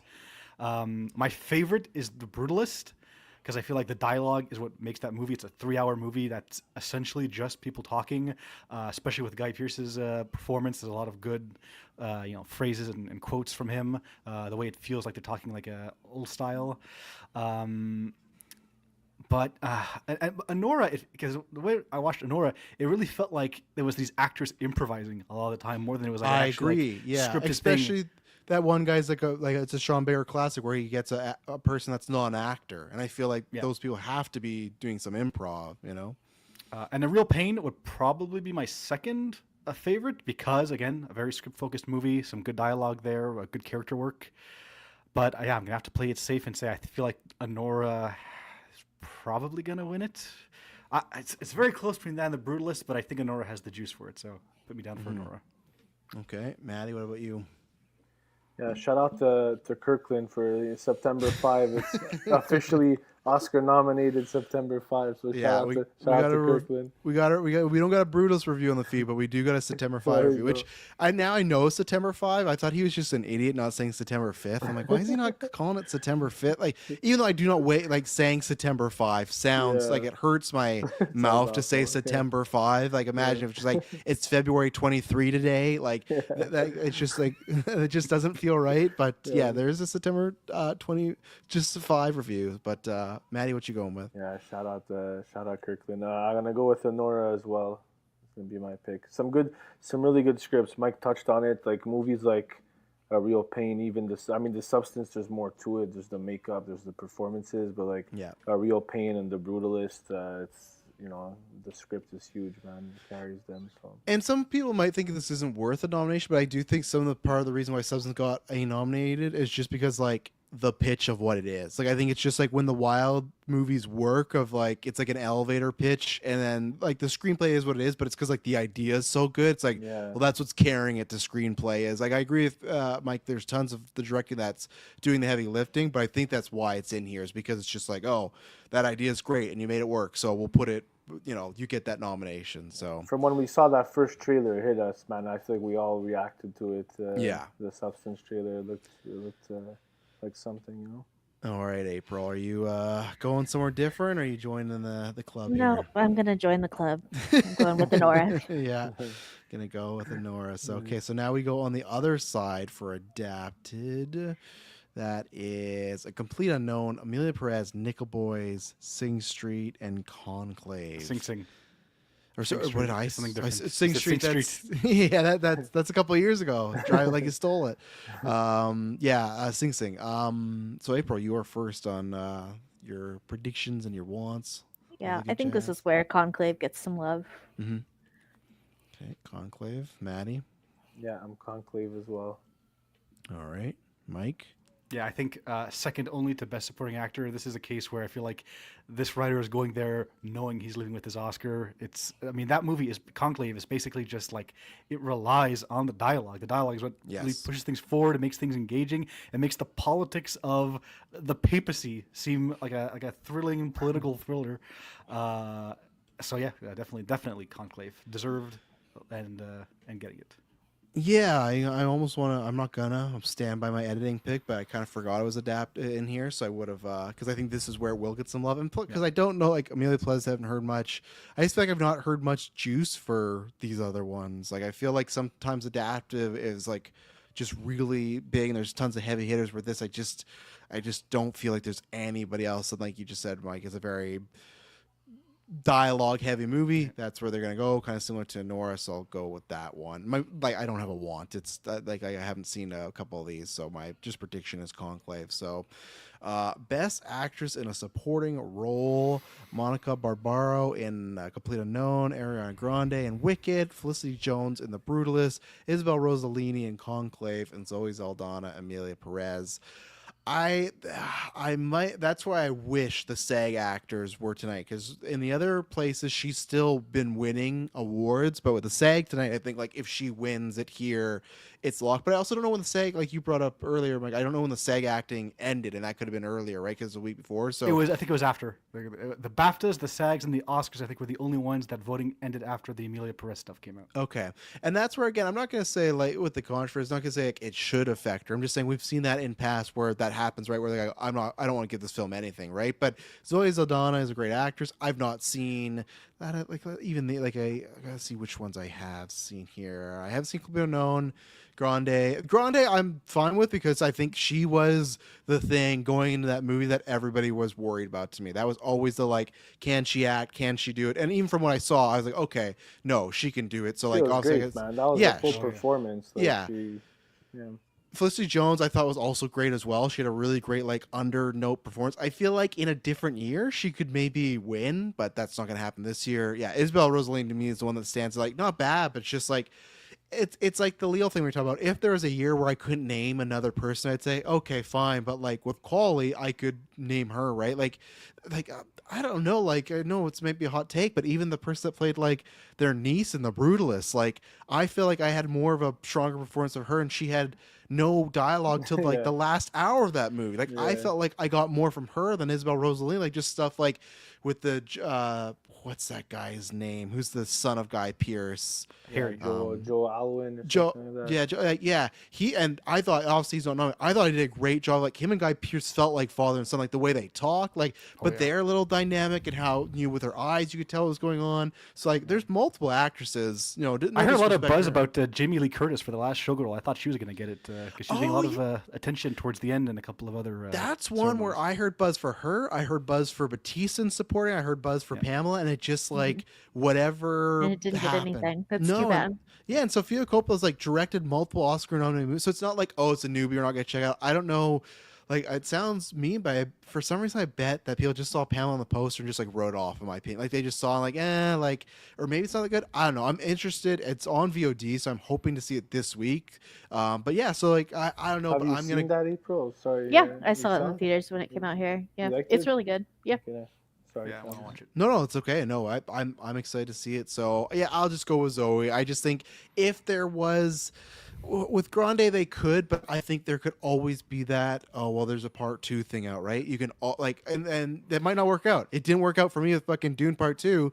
Now looking at it, I wouldn't have had No Way Home 1 back in 2021, but I'm like I'm sure we'll be back here, and we weren't. So now I'm with them aside, but I still think there's things like that where people think, if Grande's great again, we could give it to her if we wanted to. Where Zoe Saldana, she's been working for since she's a teen, like 30 years, and this is the first time she's ever been nominated. Not even just like nominated and she's lost, but she's never been nominated, and she's been like underrated actress for years. So I think this one is it's a combo, right? Of I don't know about the performance. Everyone does say she's like the best thing, but I feel like I've even heard people say like she's not even as good as that. But She is the I best think thing in it. she is, yeah. So that's the thing where for me, it's I think it's also, it sounds weird because she's like still a young woman, but I think it is kind of a career thank you in a sense because she's been working for a long time and they've never honored her at any point. So I'm gonna say Zoe here for. I don't have a want because I don't have a strong feeling anyway. Like I said, I haven't seen a couple of these, so I will try to get there. But and that's only that she is legitimately the only reason I want to see Amelia Perez, just so I can. It's like a real pain. I haven't seen that, but I will watch it just to be like, okay, I saw the guy who's won the Oscar, but I will go Zoe Saldana. And that is to you, Mike. Now, Okay, I got a couple of things to say about this. okay. It breaks my heart that Zoe Saldana is getting nominated for this movie because I really wanted to see her get a nomination for something that actually well, I don't want to speak for her, but that viewers could be proud to see her win for. And yes, she is the best thing about the movie. That's not saying a lot. Do I think she's gonna win? My mind is telling me probably. I think she's the only person that's gonna come out of the whole Amelia Perez thing unaffected, which Yeah. I think she should be because it's not her fault that all this crap is happening in all Yeah. the movies she was in. That being said, I think Ariana Grande gave the best acting performance of the year in Wicked. Oh. I think her comedic timing was incredible. In supporting or in general? In general, I think. Oh her, my her God. comedic performance was just absolutely incredible. What are we Her doing here? mannerisms. Oh my God. What are we doing here? I was not a naysayer beforehand because I knew what she was capable of, and I knew what the character was, and I thought, yeah, she's gonna nail that, and I was happy that I was right. And this might be her only shot because Galinda is not as much of a big thing as in the second act as she is in the first act. So I think Isabella Rossellini, though, couple scenes, best supporting actress. But I think, especially for the next Wicked, they're going to want to push Cynthia more because she's going to be the really the main character. Whereas here, Ariana Grande should have been nominated for Best Actress too, but that's another conversation about But Mike, eligibility. I'm curious because you've seen the Yeah. play. Like, is there any factor of well, mind you, it's an adaptation. I guess we've seen that before, but like, how similar is her performance to the performance of the Broadway show? Like, does that work against her? Maybe that it's just kind of copying that performance, or is it different from it? I don't know Well, if every that actress seems that plays clear. the character kind of brings like their own thing to it. Yeah, But it's like the okay. same archetype of the character, Sure, and then they sure. do the different things with it. Okay. And she just happened to really nail it. I mean, Yeah. not like any better or worse than like Kristen Chenoweth or some of the other actresses, but she just did it perfectly. So, for that reason, I am 100% giving my full support. Give her this freaking Oscar already to Ariana Grande. So that What your a- prediction too? Yep. Yeah. Whoa, he's going full. Quickly though, on. Mike, what about, because you mentioned Zoe, like you said you don't like the movie, but what about her actual performance? Like, was it? She's good. She's just not Oscar worthy in it. Her singing is blunted by the fact that the songs are not good and don't like utilize her voice. Yeah. Her character, same thing for most of the characters in that movie, makes no sense as far as the motivations, the emotions behind it. I really don't understand why it's getting elevated to the point where it is. So I won't be like angry if she wins just because I like Zoe, but as far as like other stuff, yeah. Also, Felicity Jones, really good in The Brutalist. She doesn't get a lot to do as much as some of the other actresses, well, more than Rossellini. But I would not be unhappy if she won too, but that's not going to happen. So yeah, Ariana Grande, 100%, lock it in. Even then, when we talk about like someone just being in one scene, we talk about that dinner scene in Brutalist at the end. Like that, for me, is a Yeah. scene that stands up more than with Rossellini. But I was gonna ask with the other thing with Amelia Perez, that has happened early award season. Doesn't matter now because it's so far gone. They made their decisions. But I saw a lot of banter that like, aren't their screen times all pretty similar? Because I saw people being like, Zoe Saldana should really be in lead, but they put her in Yes, supporting. she's just committing because, category fraud for sure. So that- She's the lead of that movie. Not Okay, as much as Ariana Grande is in Wicked, though. I think she's the lead for the first half, and then in the Yeah. middle, she kind of disappears. But Okay. yeah, for the purposes of the Oscars, I feel like she would be a lead actress. Yeah. Yeah, because I feel like the Oscars, and this has been someone that's been like 25, like 30, maybe the whole time. I'd have to go back, but just in my lifetime, like unless they are different genders, they can't. Like it's almost like they can't be two leads. Like they rarely. Like I think they did that once with Departed. I think Departed had like, I think it was like Nicholson, Leo, and maybe Damon, maybe not, but like there's a few times they've had lead actors or or like whatever. Supporting's a bit different, but the leads particular, like you can have multiple leads, but They I feel gotta like clean that now, up, man. They gotta clean it yeah, up a bit. It's I feel like nowadays they just go like, no, unless it's male or female, there can only be one, and like to me, it's like it's it's so easy. It's just like it's literally screen time. It's literally just like who has the most amount of minutes, But yeah. Maddie, what about you? Who are you going for supporting actress for your pick? Yeah, just quickly. So I haven't seen A Complete Unknown. I've only Mhm. seen three of the five, so it's tough. Just grading off the three that I've seen, my want would honestly be Grande, honestly, and I would have never thought that. I probably like rolled my eyes when I Wow. saw that she was in it, but she was, she transforms. It's a performance, it's like you said, it's comedy, it's the singing, it's the acting. So I'd actually want her to win. Again, not having seen Zoe and Amelia Perez, Felicity Jones is good. She has like some strong moments, but overall, it was strong. But I would, Yeah, she's also not in the first half of the movie too, so yeah, that's that's what's true. tough for her. Yeah, yeah. So But just given like the way the awards have been going, like Zoe's the front runner, so I gotta go with Zoe Saldana. yeah, maybe it's that Oscar surprise. Do you I am think? happy that if nothing else, this her being in the Oscars has made us finally know how to properly pronounce her name. It's always Aldana. Saldana, yeah. Yeah, yeah. April, you said you're giving nothing to Amelia Perez. Is that sticking here? I know. No, it's not. I forgot that I did give them one. I just think got it, right? she's Yeah. such a front runner. Yeah, it's I tough just don't not think it's to. gonna go anywhere else. know? Yeah. Good job. Yeah. And she wasn't terrible in it. It's not her fault the movie was Yeah, bad. exactly. Right. So Even that's though how she I is feel committing about like category fraud. that's how I get a couple of years ago why I kind of get I still like the movie Green Book in the sense of I don't like I've never watched it again, but like I liked it, I saw enough. That's what I never understood with Green Book, that people would just destroy it, but then it'd be like, oh, but I love Mahershala. It's like, well, if you love Yeah. Mahershala and leave, like, there's something the movie does, right? So even like you don't like Amelia, but you can still say like, okay, Zoe's so good in it. So that's the same thing with Ali. It's like Mahershala Ali is fucking great in Green Book. That's He's a so great good. performance. I and love that's Green where Book. it's- I'll stand by that one. yeah, so for me, it's like I never understood. Like I understood portions, but like you can still some great pieces in a movie if you don't care for it, right? Like that's why I like the Letterboxd has the 5 system, so I'm fine. But that's why I like the 10 system, because I just like have more versatility in a rating if there's a few more things I like, but the movie might not be great. But acting in a supporting role, you got Yuri Bosoff in Anora, Kieran Culkin in A Real Pain, Edward Norton in Complete Unknown, Guy Pearce in The Brutalist, and Jeremy Strong in The Apprentice. I've not seen A Real Pain or A Complete Unknown, so I can't go in there. Actually, it doesn't matter because April's going first, so she gets to say it. But I feel like we all have this one. Who are you picking, April? So I feel like it should go to Guy Pearce, but I think it's gonna go to Karen Colgan. Mm-hmm. What about you, Maddie? I'm similar. Again, I haven't seen Norton. I'm a big Edward Norton guy. I haven't seen that performance. I'm sure he's awesome in it. I haven't seen. I saw a bit of The Apprentice, so yeah, I thought Guy Pearce was awesome too, man. I just watched The Brutalist. I thought he was. It's a little one note at times, but it's an awesome performance. Actually, just very quickly, did they ever answer what happens to him? Because he kind of No. Nope. Okay, all right. I was think it's a wondering. safe assumption. But, Yeah, no, I never was do. wondering if they ever. Yeah. Yeah, I was wondering if I just zoned out. But yeah, I'm gonna go with Kieran Culkin, Travis, Yeah, Maddie. Mike, Montreal Mike. Mike, Mr. yeah. Montreal No, you get Mike. 2, Maddie. This one. Who get a second place, Mike? Yeah, echoing what you guys said, it should 100% be Guy Pearce. I think he gave probably my second favorite performance of the year. Just such a great villain, Wow. unpredictable. The way he was just spitting out that dialogue, I loved it.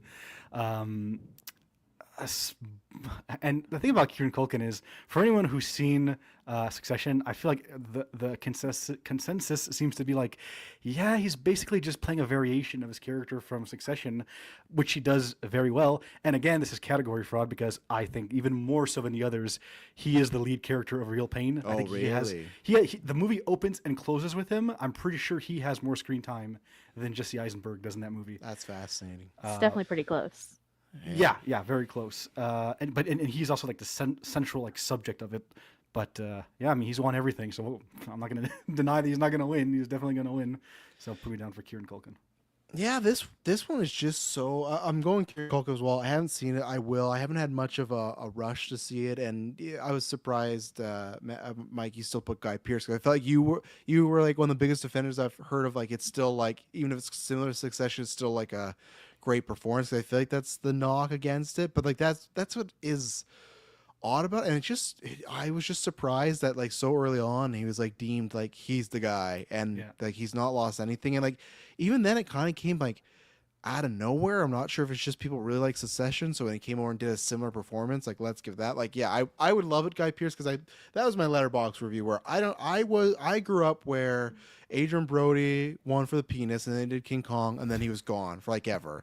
And then I grew up with Guy Pearce in Memento and like the Time Machine, which I it's a bad movie, but I love the Time Machine. Like it's a great like B-rate, sci-fi movie. So like I grew up with those two, and then in the 2010s, they are in stuff like I can't remember what it was, but like I Adrian remember Brody was Time in. Machine, man. Time Machine. Sorry, I remember that one too. It's so good, yeah. But Yeah. then Adrian Brody was in like some like Cell Block B with like Forrest Whitaker, where they're like like they're being experimented on in prison. Like it's same with the Guy Pearce. He was like He was in, good in like, Grand Budapest, though. Adrian Brody, I loved him in that. yeah, Role. yeah, and that's who was keeping him alive. Was like in the mainstream roles was Wes Anderson. Even Guy Pearce, like he was like a villain in a Liam Neeson like action or like I'm not saying these guys should be in like fucking Glenn Powell levels, but I never understood where they went. So yeah, I think this is the same thing. I've not seen Complete Unknown as well, but I would have liked Guy Pearce to get it here. I think it would have been a good kind of comeback moment. And even Yeah. then, though, Jeremy Strong, I'd make like out of the Succession boys. Like I feel like there's some Succession isms there too, but that last act in Apprentice when he's sick, it's not a spoiler because he's a main like he's a real life person. When he's sick, there's some really tough acting going on in a good way. So, but yeah, I don't forget about Guy Pearce and Adrian Brody anymore. Like I want to see Nolan get back with Guy Pearce. I want to see Adrian Brody and some stuff. Like they should not be just doing like streaming movies anymore. I don't know where they went the past 10 years. And for me, it's a hot take. I don't understand all why the Honora one's there. I think he was good, but it was one of those where I'd heard the buzz before, saw it, and I like the guy that plays the annoying husband more than him as Yeah, a I wanted to ask performance. all three of you guys that. Do you think they should have nominated him? Because I will say he did a good job of making me just fucking hate the husband Absolutely, guy. Most yeah. punchable character on screen. But is that found like him too the sign of annoying. a good performance? Or I think so because when I've seen interviews with him in real life, he's not like that. So that's Okay, why right. it's like the same way for me. I always like put Hugh Jackman or Margot Robbie. Like when you're talking about comic stuff, I put them higher than like Ryan Reynolds or Downey because it's like I love Downey as Iron Man and I love Reynolds Deadpool, but it's like that's still just them being them. Where Hugh Jackman is not Wolverine. He's not a fucking prick. He's not a tough guy. Like he's a jovial guy who likes to sing and dance. Like they're completely different. So it's the same thing with that performance where in real life he's not like oh fuck, like he's kind of slimy and I get it. Like yeah, I'm not saying the other guy is like a bodyguard or anything, but it felt like it was a good performance, but it did not stand out to me. I'm so surprised he's he had more nominated. soul. I feel like you saw him and you feel like there's something going on with that guy. Yeah, wanna but know I more just didn't about think it was like nomination level. Like already in that same movie, I could point to an actor being like that. I would pick whatever the guy I can't remember Toros. the Joe Alwyn. No, in Brutalist. Like Speaking of him, yeah, shout out to him. I was just looking. Put this guy in the running for James Bond, man. He's got a good look. I just put him in the chat. he's not British, though. I don't He's an think. English actor. Yeah, Is he's an he? English actor. Okay. Shout out to him though. You mentioned him before. He was good in Brutalist as well, man. The only thing I knew about him was that he was Taylor Swift's ex at one point. That's the only thing I Oh, knew. really? Yeah. Yeah. But I've seen him. It's funny though, because he was in Kinds of Kindness, then he was in this, so he's definitely getting typecast as just like the complete piece of shit person who's also, I guess, like an assaulter too, because in both movies he's doing that. So, Yeah. but same thing. That performance, that speech, that conversation he has with Brody when he's like a little tipsy. Oh, yeah. Like I think that was my favorite dynamic of the movie was him being super friendly, but then always taking these shots, and Adrian Brody just having the pride not to say anything, but you could tell. And Brody was great in those moments, like holding it back. Like I put him over the Nora guys again, and I hate saying that because the guy I think did a well enough job, like not bad at all, but it was just like the whole supporting actor one for me this year is. It's an odd bag, but I feel like not that it was odd, but last year with I can't remember her name, and it's Devine from Holdover. Divine Joy Randolph. Yes, I had no problem with her winning, but it was the same thing. She won everything. It was like from the beginning. It was so it's like it's funny with supporting those last couple of years. I feel like it's becoming a category that is very. It feels like the leads are way more Up in the air. unpredictable. Where I feel like a decade ago it was flipped. It was always lead actor and actress. We know who's winning. It's the supporting that was the surprise, and now it's pretty set. I think it started with J.K. Simmons and Whiplash. She was the guy who I thought he had it like locked in. Yeah, and then Holiday ever song since in the then, movie. it's kind of like anytime Waltz was in there, you knew he had it. So Quickly though, Travis, for supporting, I am curious. The guy who got nominated for Nora, Yeah. I feel like if I would have, like, similar to your experience, if I would have known going in, like if I had heard the hype and that he got nominated, and then I saw the performance, I would have felt like, oh, okay, that was. I might have felt a bit underwhelmed too, but not that when I left that screening, I didn't immediately assume, oh yeah, that was an Oscar performance, but like he was definitely a character that stood out for me. Just that he just brought that heart to the movie, So, but again, similar to what you said, if I would have heard that buzz and heard he got nominated, I might have felt a bit underwhelmed by it. But like just watching it completely blind, I've never seen this guy. He stood out. It that's helps what I that had he was seen in the it, last scene, which is like one of the best acting scenes in the movie. of course, with yeah, Mikey and I too. think that scene is because it is the lasting leaves impression. You leave with those two, so I love the scene of them. The one I think of is of them in the living room together Yeah. when they're just smoking and talking at night. I like that. But the whole last 15 minutes is really good stuff. yeah. Best actress. This is a tough one here. You got Cynthia Erivo in Wicked, Carlos Sevilla Gascon for Amelia Perez, Mikey Madsen for Nora, Demi Moore, The Substance, and then Fernanda Torres for I'm Still Here. I gotta go first, and this was the toughest. Same thing with yesterday, even with the Golden Geeks one, I started to vote, and then I closed the browser. I'm like, I gotta come back because this was. I came to. I'm like, I don't know who I'm voting for. I'm not gonna reveal to that cast. This I can see both sides. I'm just trying to think of like, it's so tough because it's Oscar history versus Oscar history. If you look at acting and actress, they usually like to give an older male the actor of like I don't know why. It's just like a accomplishment, you've done it. And then if you look at best actress, it is like a plethora of very young starlets, like not starting their career but more in like late 20s 30s, and it's like, okay, it's just something, I don't know what it is. But then there's the career thing of the career Oscar, right? And that's what I literally think it is. It's Mikey Madsen, who is like everyone's projecting like, hey, she's gonna be the next J-Law, she's gonna be the next girl that's in everything, big star. And then you got Demi Moore, who like I think this is it. Like, I hope not, but it's like, I don't know if this can happen again for her because this is the first time she's been nominated in her whole career. And she wasn't nominated for Ghost. Like, fucking Whoopi Goldberg won for Ghost. Like, I'm not saying like Whoopi was bad, but like, she wasn't nominated for A Few Good Men or G.I. Jane. Like, there's nothing in there. Like, a Indecent Proposal. Like, there's nothing that I was shocked by that. So it's like, this is, I don't know. And even this is the same thing too. Before, now it's like, I'd go with what I want. I think they're like, for me, when I put my phone Golden Geeks, it's like a 51-49. I think they both do things amazingly well. They both, and it's very, very different roles. It's aging starlet who's bitter versus like young rising, stripper who's like having the time of her life and everything's crashing, right? But both their characters' lives do crash at the end. Obviously, I feel Honora has a better route to a successful life than Demi Moore's character. I think that's pretty shut and closed. But so for me, this is one where whoever wins, I'll be happy for them. And Honora has that thing going, but and that's why I wish SAG had already happened, because I feel like that'll be a big determinator. But and even Mikey, she's been winning some stuff, but I'm gonna go with Moore.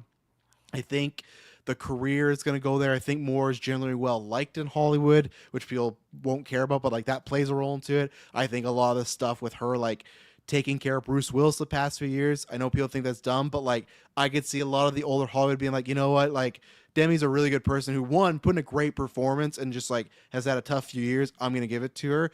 I'm completely fine with that when it's like this, when it's like, for me, it's like a deadlock tie of like, and I think Mikey's going to be here. I think she's going to be like Emma Stone, where Emma Stone won for La La Land, but then she won for Poor Things 5-6 years later. Like, I think Mikey will be back in this category and winning it, but maybe this is the start. So I don't know, but I'm going to go More, but yeah, I don't feel good about it because I feel like easily Mikey could Mikey could get, because she like because at the end of the day, Moore still has to share some screen time with Margaret. Where Honora, there's other characters, but like Honora is the character that it is a full start to finish her story. She's in practically every scene. So you could make that argument too, that I'll give it to Mikey because she's in it more, but that's a tough one. So my want doesn't matter as long as one of those two, but I'm gonna pick Moore as my official prediction. So Mike, where are you on Best Actress? Well, I'll talk about Cynthia Erivo first because I think course, she is yeah. great in Wicked, yeah.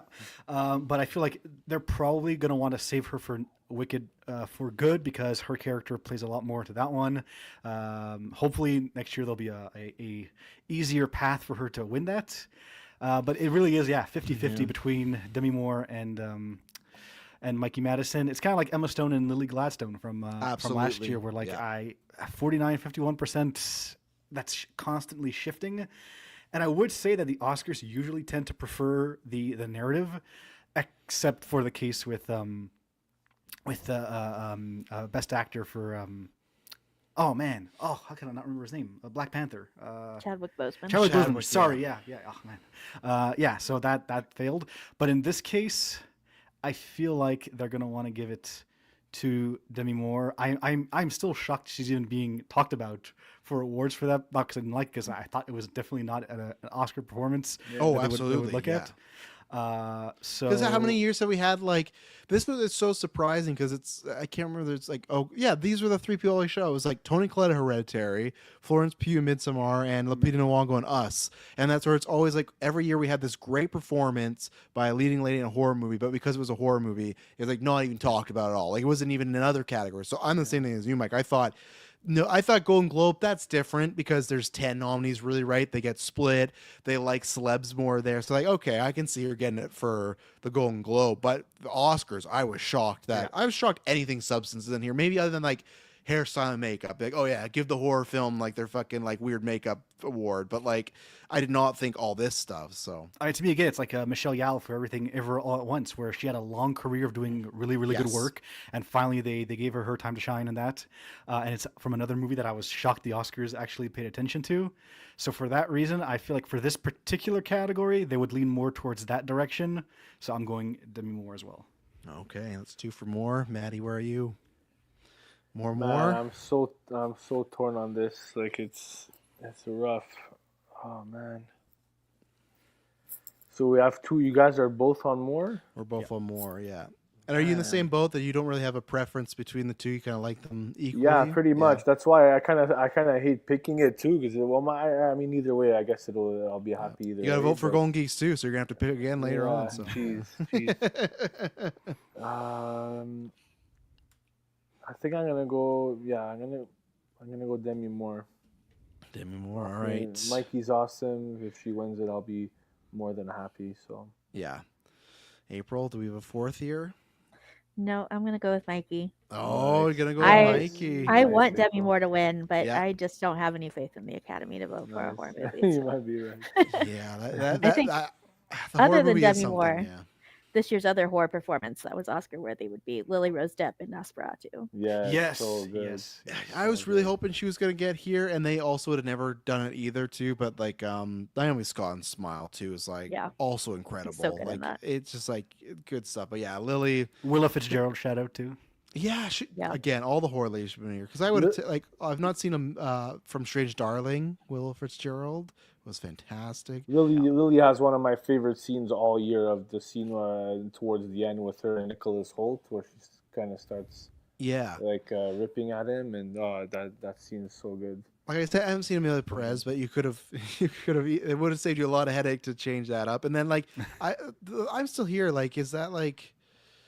Yeah, no, I've heard great things about her. I hear she's That's really probably good. tough. Yeah, so that's a tough And I one, think so. her mother was either nominated or won the Oscar too, like a decade ago. Yeah, I think so. Yeah, so okay, we'll see. And then we're in our last 4 categories here for Best Actor: Adrian Brody, The Brutalist; Timothy Chalamet, Complete Unknown; Coleman Domingo and Sing Sing; Ray Fiennes and Conclave; and Sebastian Stan for The Apprentice. April, who's getting it?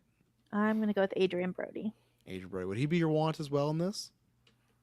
I think I'd probably go Timothy Chalamet. Oh, Timmy. Ooh. Okay. But There you go. I think Adrian Brody's going to win this one. Yeah. Okay, Maddie. What about you? Yeah, I mean, again, I haven't seen Chalamet, I haven't seen Domingo. I love Domingo and even Sebastian Stan. So, Oh, I forgot about it. yeah, Yeah. slim pickings here for me. But with what I've seen, my want and my prediction would be Brody as well. Mm-hmm. What about you, Mike? I feel like Domingo he's quietly racking up the record for like most nominated actor to not win, because last year he was for Rustin too, right? Yeah, he got was, nominated. Yeah. So he always seems to be his movies don't like get a lot of attention, but he always stands out from them. So that's cool to see. Mm-hmm. Honestly, of those five, the one I would I'm going to kind of be like the Oscars here. The one I would probably want to see more for a career reason would be Fiennes. I'm same boat as sure, you, for man. sure. Yeah. I feel like he should have gotten it for Grand Budapest Hotel. That was like an absolutely amazing performance. And him getting it here, I feel like would still be pretty deserved. But I would also not be mad if Adrian Brody got it too, because he is good. And funny how that AI controversy did not touch The Brutalist at all. Like, The Brutalist should be happy the Emilia Perez controversy came up, because no one's talking about the plus AI. We're getting more and more news stories that's becoming a regular thing. So it's I feel like people are going to lose that fight. The ones who don't want to see that. But yeah, Adrian Brody, he was great. His accent, the emotionality he put into the performance. He's awesome, man. Yeah, I loved him in it, so I'm picking him. Oh yeah, with the AI stuff, that's completely like Hollywood doesn't care. That this showed like it was nothing, and it's gonna win. It's like, okay, well, it's here. Yeah, I guess he didn't even Fiennes didn't even get nominated for Grand Budapest Hotel. That's crazy. That's a shame. Yeah, because that's that same year I talked about with Eddie Redmayne being Keaton. So I would have taken him over Redmayne as well. So, yeah, I'm in the same boat. Feels like Brody's just the huge front runner. Again, it feels very similar to me as like Culkin, where I'm kind of surprised. Like I said, it's an actor I felt like Hollywood kind of forgot about, and was like, yeah, he won Best Actor, but now he's just doing what he's doing. But he is very powerful. Unlike Maddie, where I've not seen all these. Like I really want to see Sing Sing, because all the clips I've seen of Coleman look great. And yeah, no, I think Brody is fantastic. I don't know.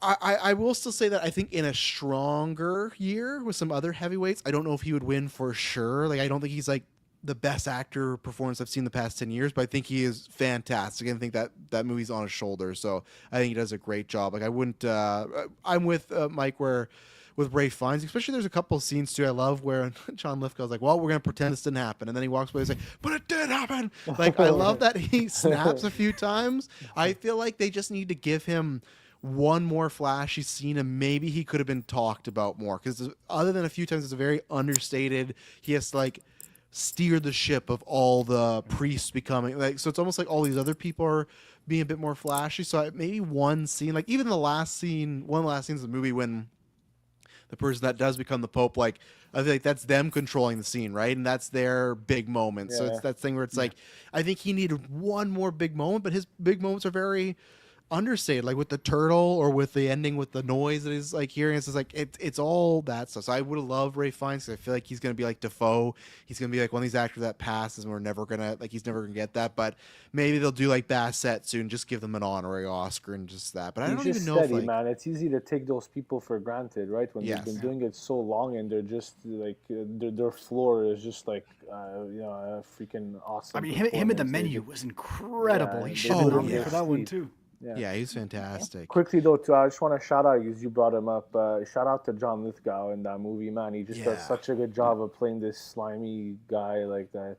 You know, you could kind of read right through him, but he's so freaking good at it, man.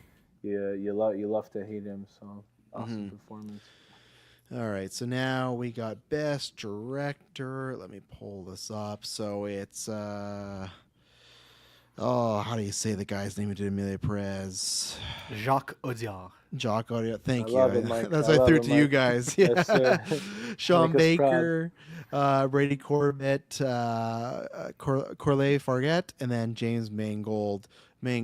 I love Mangold, but like, why is What's Denis he doing? not here? Yeah, it's just like why are they just Mike's scared heart to is nominate hurting right Denis? now for John M. Chu. John, John even M. and Yeah, Denis sorry, Villeneuve. Denis. Yeah, Denis Both of should them. definitely be there. It should be a two-way race between those two. Get right rid now, of fighting it out. Audiard and The directing. I think the past couple of years they've kind of screwed up. I'm happy Fargett got on there. I guess I'm going first. It's because I feel like Baker. He win the DGA, right? I think Yeah, he he won. did. Yes, that for me. I thought for sure it was Corbett all the way. I thought even if Brutalist doesn't win Best Picture, they're gonna give it to him. I'm very torn. I still Same. think Corbett is more of a Oscars like pick. I feel like it goes that way. But Sean Baker's been putting in the work for years, and like, so it's a very like I said, this could be like, nor if it's like screenplay, actress, it could be one of those where it just wins a bunch. And it's like okay, they're going that route. I think it's going to be a split year though. I think that it's going to be Corbett winning here for best director. I could be completely wrong just because the GGA happened, and usually that's a sign. But there's a bit more wiggle room there. So, but I'm going to say Corbett gets it here because it's a massive film. And again, I like Anora more than The Brutalist. Like I will watch Anora many times in my life. Brutalist maybe one other time. Like I've no plans to watch it again, but it is a very big time, masterfully directed movie, and that's a lot of scope that he had to do there. But yeah, I'm gonna go with Corbett for my official pick. Who's your want? Um, I probably would give it to Fargate for The Substance. Like I love The Substance. That's behind. Like I think I said it last year. Dune was to me the best movie, but my favorite movie was The Substance.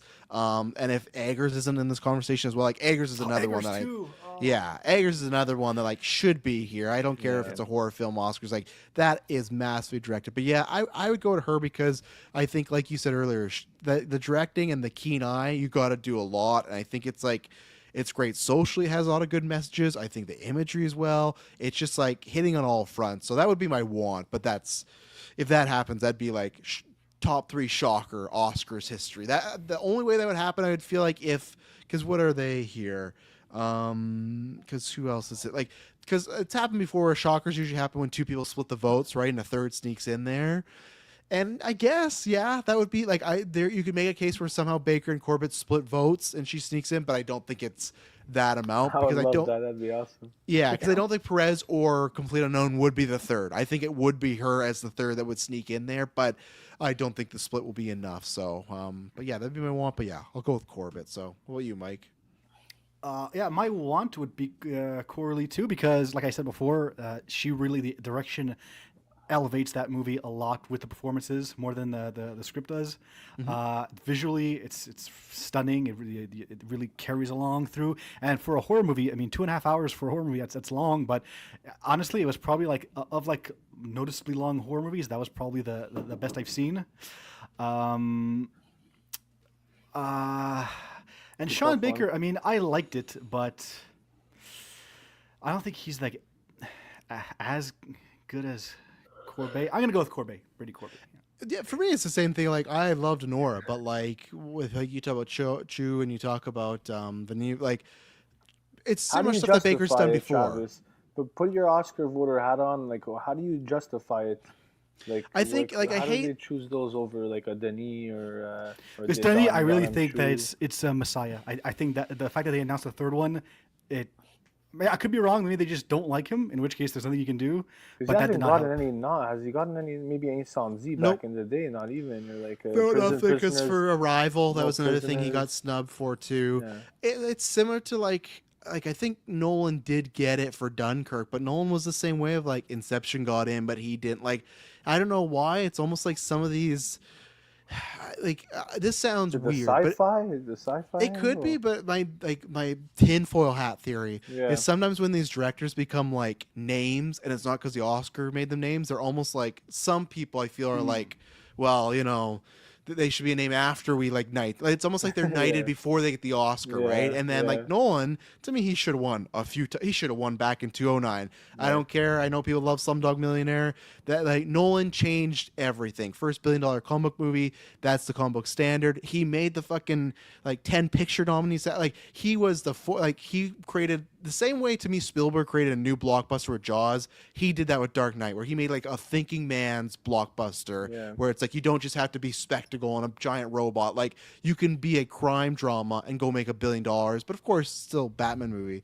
But I think it's a little bit of that. If your name, they're like, nah, you gotta earn it. You really gotta earn it because that's the only thing that holds him back, right? Is that's the thing of like, oh, Nolan, but he's never won an Oscar. He's not an Oscar winner, right? But then when he made Oppenheimer, it was like undeniable. So that's a good theory because they're both guys are in that we're in that same boat of like they're viewed as one of the better directors already in the world, and like you said, they didn't have like the Oscar on their mantle, you know. And like I love lots of like that's a dumb statement. I love lots of directors, but I mean like just because Zack Snyder says Zack Snyder presents or whatever, that doesn't get people in the theater, right? There is even you can make the case even Steven Spielberg's name does not get people in the theater. Like I think Nolan and Denis are probably the only two you could put up there right now. It's like that's who, whatever it is, I'm going to go there. And even Villeneuve is tough because, like, Blade Runner bombed. But now after Dune, I think he has that cachet. So I remember there was some report before Dune 3 that Denis was going to make some sort of, like, war government movie. And everyone's like, oh, he's just following the Nolan blueprint. And, like, but that's probably what it's going to take. It's going to take some movie. Like, if he made Sicario now, I think they'd give him Best Picture for something like that. Or something Prisoners. more grounded. Yeah, or Prisoners. Yeah, where I think the big stuff. Yeah, so that's worthy of a nom, man.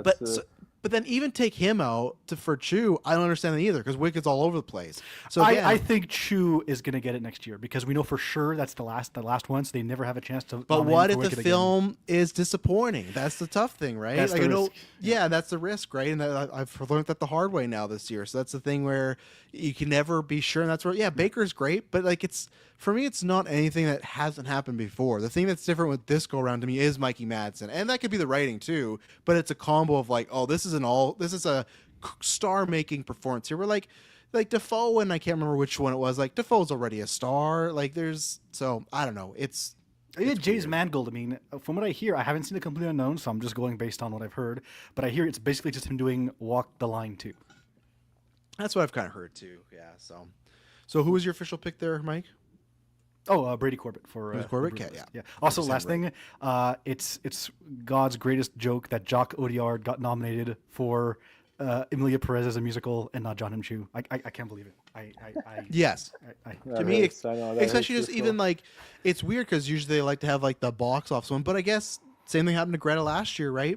She directed the biggest film of the year, and to me that was I can't remember every nominee that was in there last year, but I thought Greta deserved over a couple people. You know, It's just the fact that they're both musicals, and that's the one that gets. Yeah. Maddie, what about you? I'm on Brady Corbett as well. My want would be him or Coralie as well. Mhm. I mean, Nora's awesome, but Sean Baker could definitely win. But I'm gonna go with Brady. Yeah. April. I'm gonna go Sean Baker. Although I also wish it was Coralie.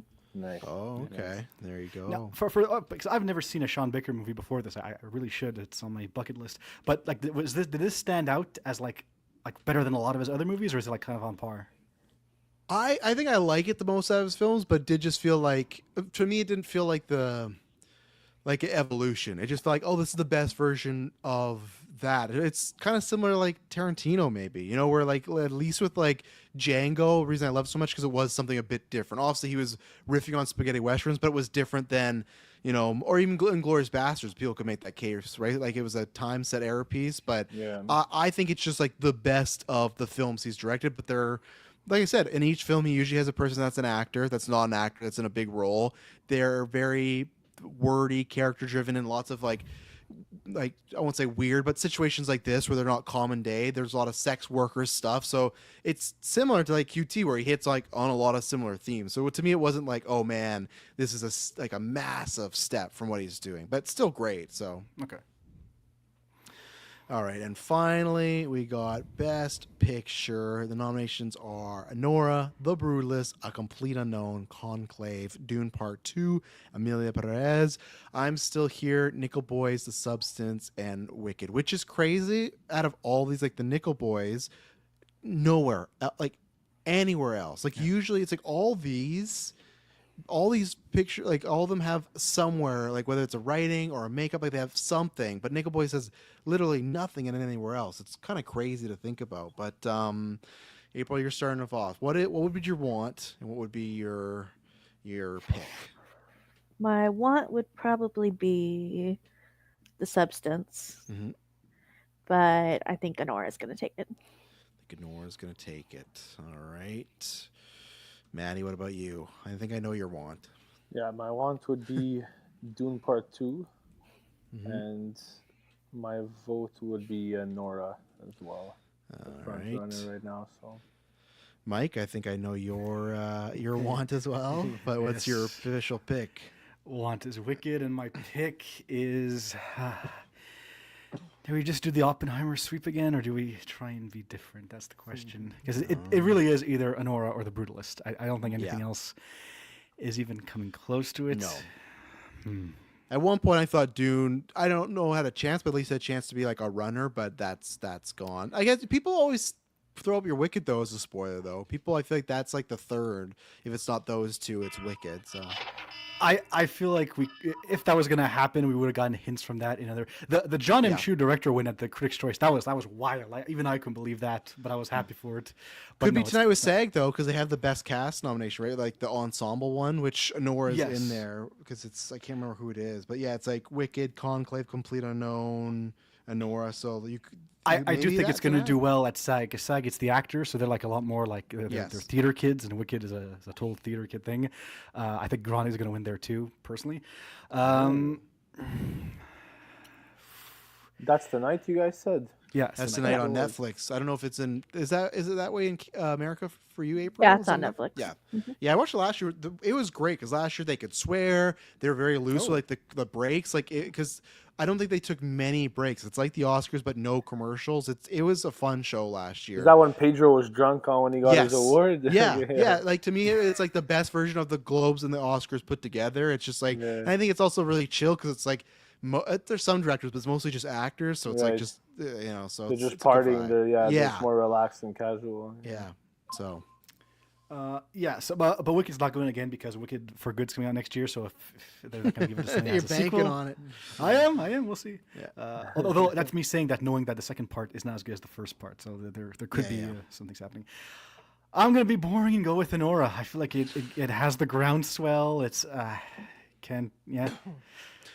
Yeah, no, I'll go with the Nora. Like it's pure stats, dude. Like there's been that stats where it's like the winner of the DGA and the PGA and all like whatever it was, and like the only Best Picture win. I can't remember the third one.